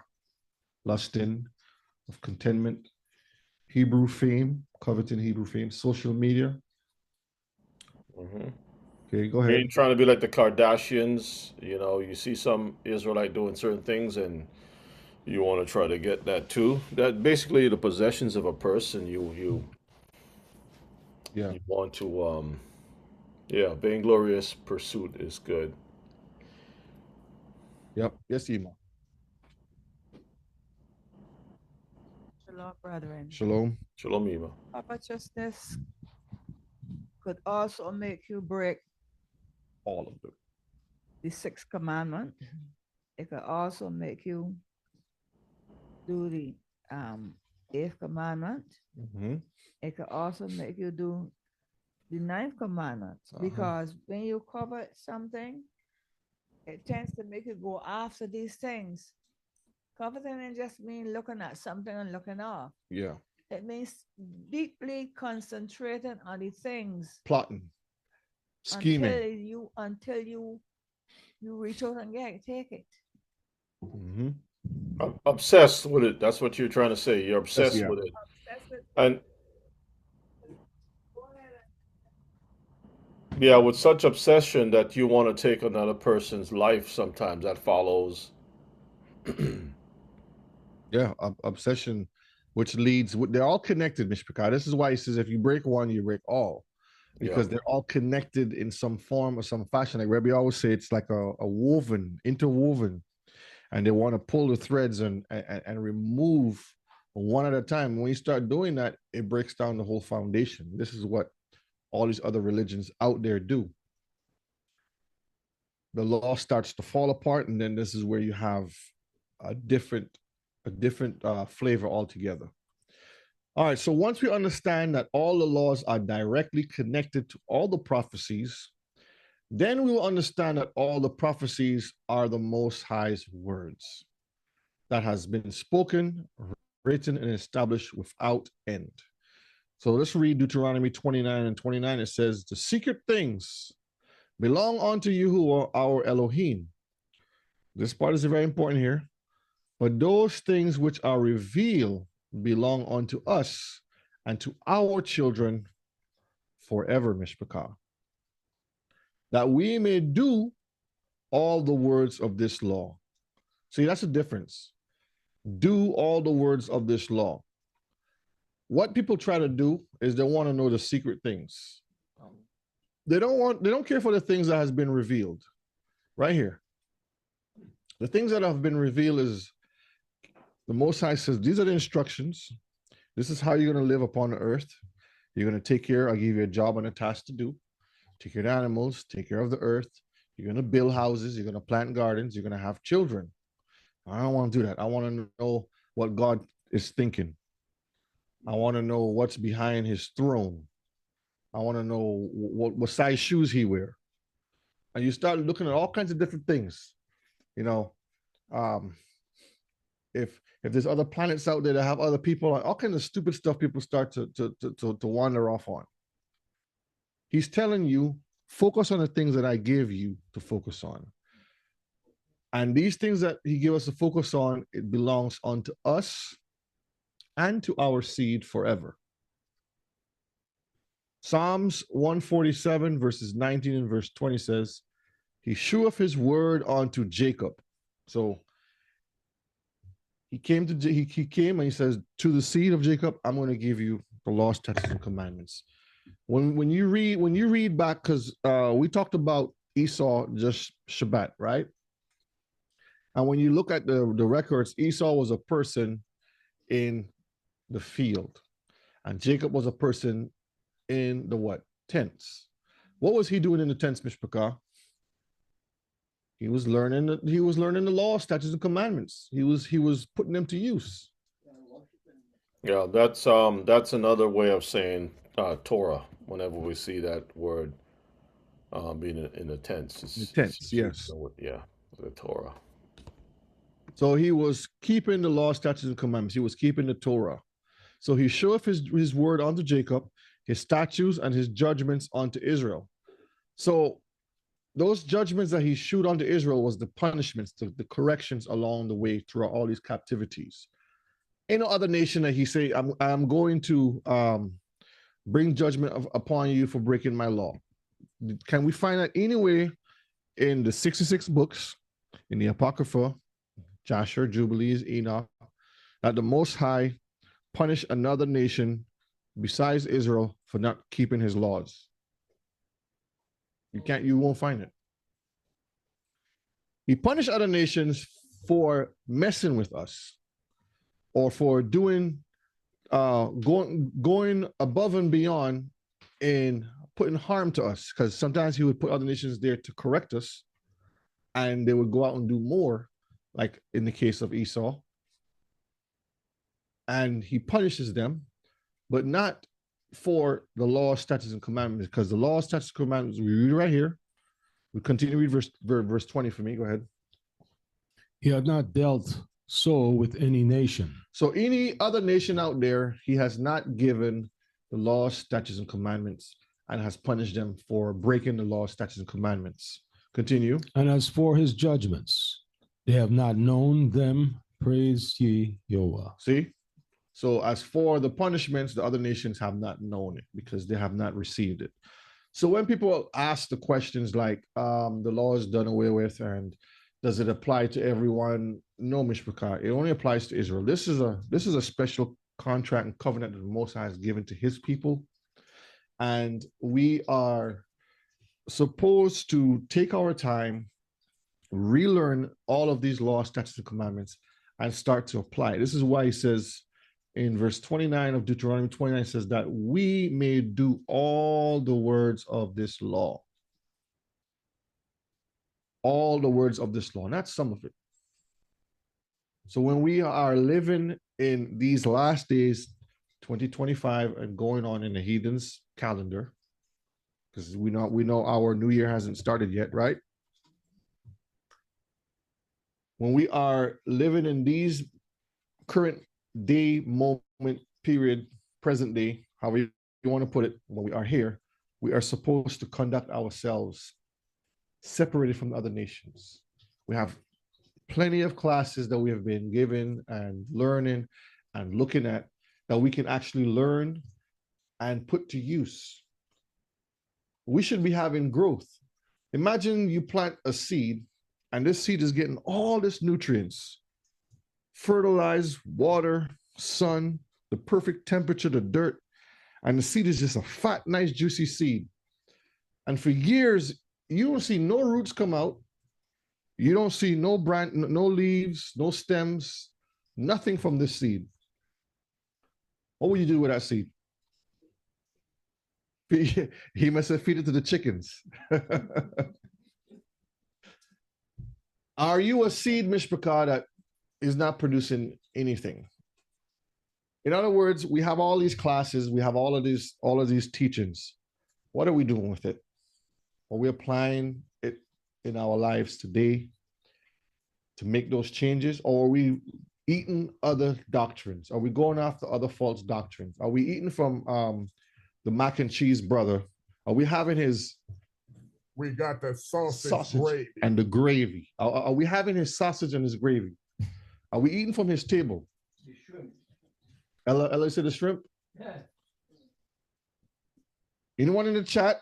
Are you eating from his table? No way. And we got the ceviche. What? Mishpachah, are you eating from his Kifa, are you eating from his table? Ceviche. We're supposed to eat from the Most High's table and the Most High's table only. Plenty of food. All you can eat buffet open. The best spread. It's holy. It's healthy. Brother Shay, can you explain to those who may not know what ceviche, how it's prepared, especially for little lights, because I know the little lights listening. Okay. Explain So what ceviche is normally made from shrimp, or you can use it's seafood. You can use shrimp, you can use fish, you can use conch, lobster. So you can use different types of seafood, and it's not cooked, it's raw, and it take lemon juice, which barely changes the composition of it, and they say it cooks it when it really doesn't. And then you add it with tomatoes and onions and peppers and different type of spices, and you eat it. Let me look it up. Let me show you. So does lemon juice cook? According to the heathen, that's what they say. Lemon juice does not cook. Fire is the only thing that cooks, Mishpachah. Yeah. Help me spell ceviche again. Let's see. CEVIC. Oh, there it is right there. Okay. I need to learn how to spell it. Okay, what is ceviche made of? Let's look at it and see. Chunks of raw fish marinated in freshly squeezed key lime with sliced onions, chili peppers, salt, and pepper. See? So those of you who don't know, and see right here, it says it right here. So, and this is the original recipe here, Peruvian dish, usually served, generally made with raw, fresh fish or what? Shrimp. See? So that should answer the question when you have. And we got the ceviche. Brother Shay, Yeah. when you look up the ceviche process, like you said, the lemon juice it barely, they say it, what it does, they call it cooking, but it breaks down the protein, right? Yeah. And then they follow up by saying that is basically the process of marinating. So they would say yes and no. It is cooking, but by breaking down the protein, right? So that's the lemon juice, but they also call it a marinade. So when you go look up, is marinating the same as cooking? And the AI says no, it is not. So you see the play on words. Oh yeah. Little lemon juice supposedly cooks it, but not all the way unless you cut it thin. And they classify it as marinating, right? Mm-hmm. In lemon juice. But then when you ask the AI, is marinating the same as cooking? It says no. Marinating is the process of soaking the food, right? While cooking is the application of heat. Right. It's two different things. Yeah. Brother, sushi is different from sashimi. Sashimi is raw fish. The sushi is the process of having the rice with the seaweed, and anything can be stuffed inside of it. So there's a difference. People think sushi is that. It's called sashimi when they eat the raw fish and they put it on top of that, and then it's called sushi. So there's a whole lot of different lingo that people use. And they try to fool you, but don't be fooled, Mishpachah. Before you drink, downstream, you do what? Do your research. That's all we're saying. Don't take all types of doctrines and run with it, because you end up looking like this brother right here. This brother right here, because he has smoked sausage. Just smoked sausages. This is what he has, okay? You have to be careful by going eating downstream, because upstream you're getting all kinds of nasty stuff. Albert. So I hope tonight we learned something where we don't want to be consuming unrighteousness. We want to make sure that we're eating Torah straight from what is written, thus saith the Most High. We are following the law, statutes, and commandments. We're doing it in love, because that's what we're supposed to do, not hating one another. And we're keeping all the statutes and commandments. Hallelujah. Hallelujah. Any last words, Kifo? Stay strong, everyone, and hold the faith. All right, Elder? Yeah, the last word is to keep the commandments and eat clean and live right. All praises to the Most High. Thank you, Brother O'Shea. Thank you, Brother Kifa, for the words and the reading tonight, and also Brother Yana. All praises to the Most High. Hallelujah. The last words, Rebbe? Well, before I give my last words, I do have an anonymous attendee asking a question. Okay. Is there anyone in the congregation that does circumcisions? I would say no. So normally that is something that will be done by. If anyone in the congregation does circumcision, that's the question. I would say no, not that I know of. That's in this day and age, that's a very sensitive thing to do. There are places that do it. You just have to find and schedule. Depends on what state you're in, where you what country you're in. You just you can do some research, find out. It may cost some places are not too expensive, some places are expensive depending on the medication that's given to stop It, the pain, it's all about money. It used to be about a anesthesia, hundred. put you to sleep and stuff like that. Yeah. It used to be $100. Not anymore. Just do your research, Mishpaka. There are places that do it, and we're required by law. All our men follow suit, and there are brothers that has done that. Years later, they went back. They had the process done. Don't be like the Greeks that go in reverse. Okay.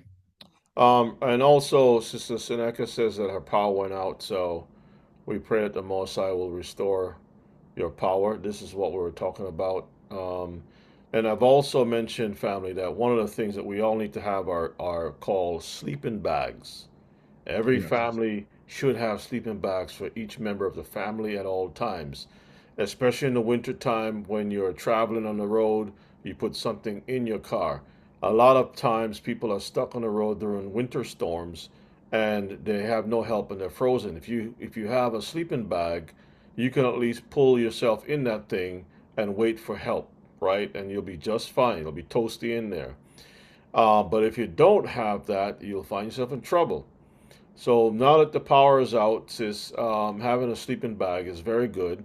If you don't have a fireplace to keep you warm, at least if you have a sleeping bag, or if you have a tent, you can put your tent in your living room, which will help to minimize heat in the whole space. So even your own body temperature will be able to be contained within that tent. You sleep in that tent inside your living room or your bedroom, wherever you have space to open a tent. Okay, those pop-up tents. You put your sleeping bag in there. You put your blankets in there. You don't have to worry about the whole room. It's like you're camping outdoors, but you got enough heat from your body and whatever's in there to contain in that space, and you'll be okay Yep. without And, power. and yeah, and also you can also this is if you have gas or propane, you can light your oven. Yeah, you can We light have to your do oven. that in some cases. Yeah, you can light your oven if you have that. The oven should have an exhaust outside that doesn't come back into the house, so you can put that on low and just be close to that area, and you should be fine. Okay. Um, but yeah, That's why you don't below. want to have a smart house device, everything electrical. Yeah. Then Yeah, it's always good to kind of have a mixture of different types of things in your home. If one thing goes out, you have another, and then another, and so forth. That's what we try to teach our people. And yeah, Brother Shaw, one thing you got to let faucet drip. faucet drip too in the winter time because people's pipes get frozen and all Collect kinds the of water in a things. bucket or a pan while it's dripping too. Yes. Yeah. So my final thoughts is that you did a wonderful class on the defiled doctrines. You went through some important points again, which our people need to really assess and to understand. The result, see, the not following a class like tonight, you will be the product of that same brother. You will end up being the very definition of that same mac and cheese brother, right? You can see it's not only in his belief system, but it's also in his dietary system, his dietary mannerisms, the way he handles himself. He is on his way to the grave at an early age, and sometimes he may not even be as old as you may think he is, but because of how he keeps himself, right? And one thing that is not shown here by this brother is he on some types of different medications? Does he go for dialysis? Does he, what's going on with him health wise, right? And Yeah. how many siblings or family members that is like him that have already passed on because of bad life death styles, right?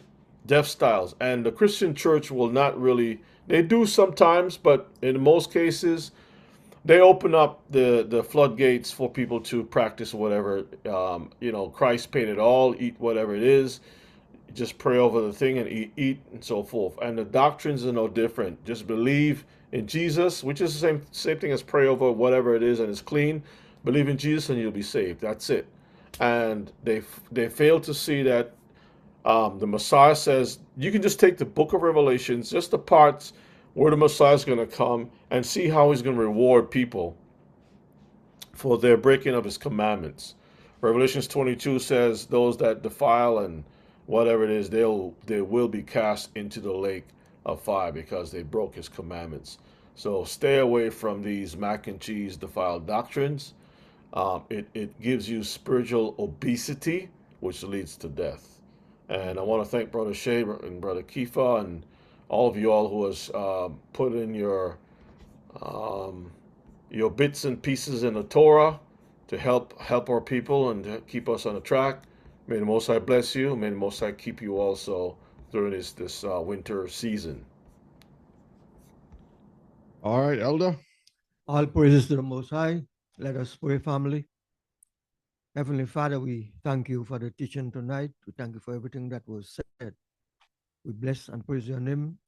Thank you for Brother Yona, Brother Oshe, and also Brother Kifa, and all of us that participate tonight. Help us to have a good night rest, Father. May your name be praised forever and ever because we love you and we thank you. Through your Son, Yeshua, we pray. Amen. And the words of our mouth and meditation of our hearts be be acceptable in your sight. Oh, Oh, yeah. Who is our strength and our Redeemer. All right, Ms. Picard, stay warm and shalom.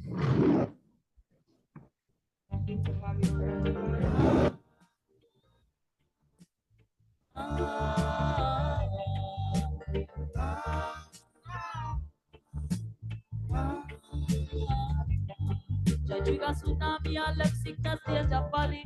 Quick to transgress, playing with fire, continually. The retina scans as time advance, so that's technology. Where this the Holy One knows the Almighty. Some serial killers company, woman laboratory. Eugenics project side effect, torment the baby. Medicinal baggage is feed the greedy dummy. And we are dead to the money power hungry.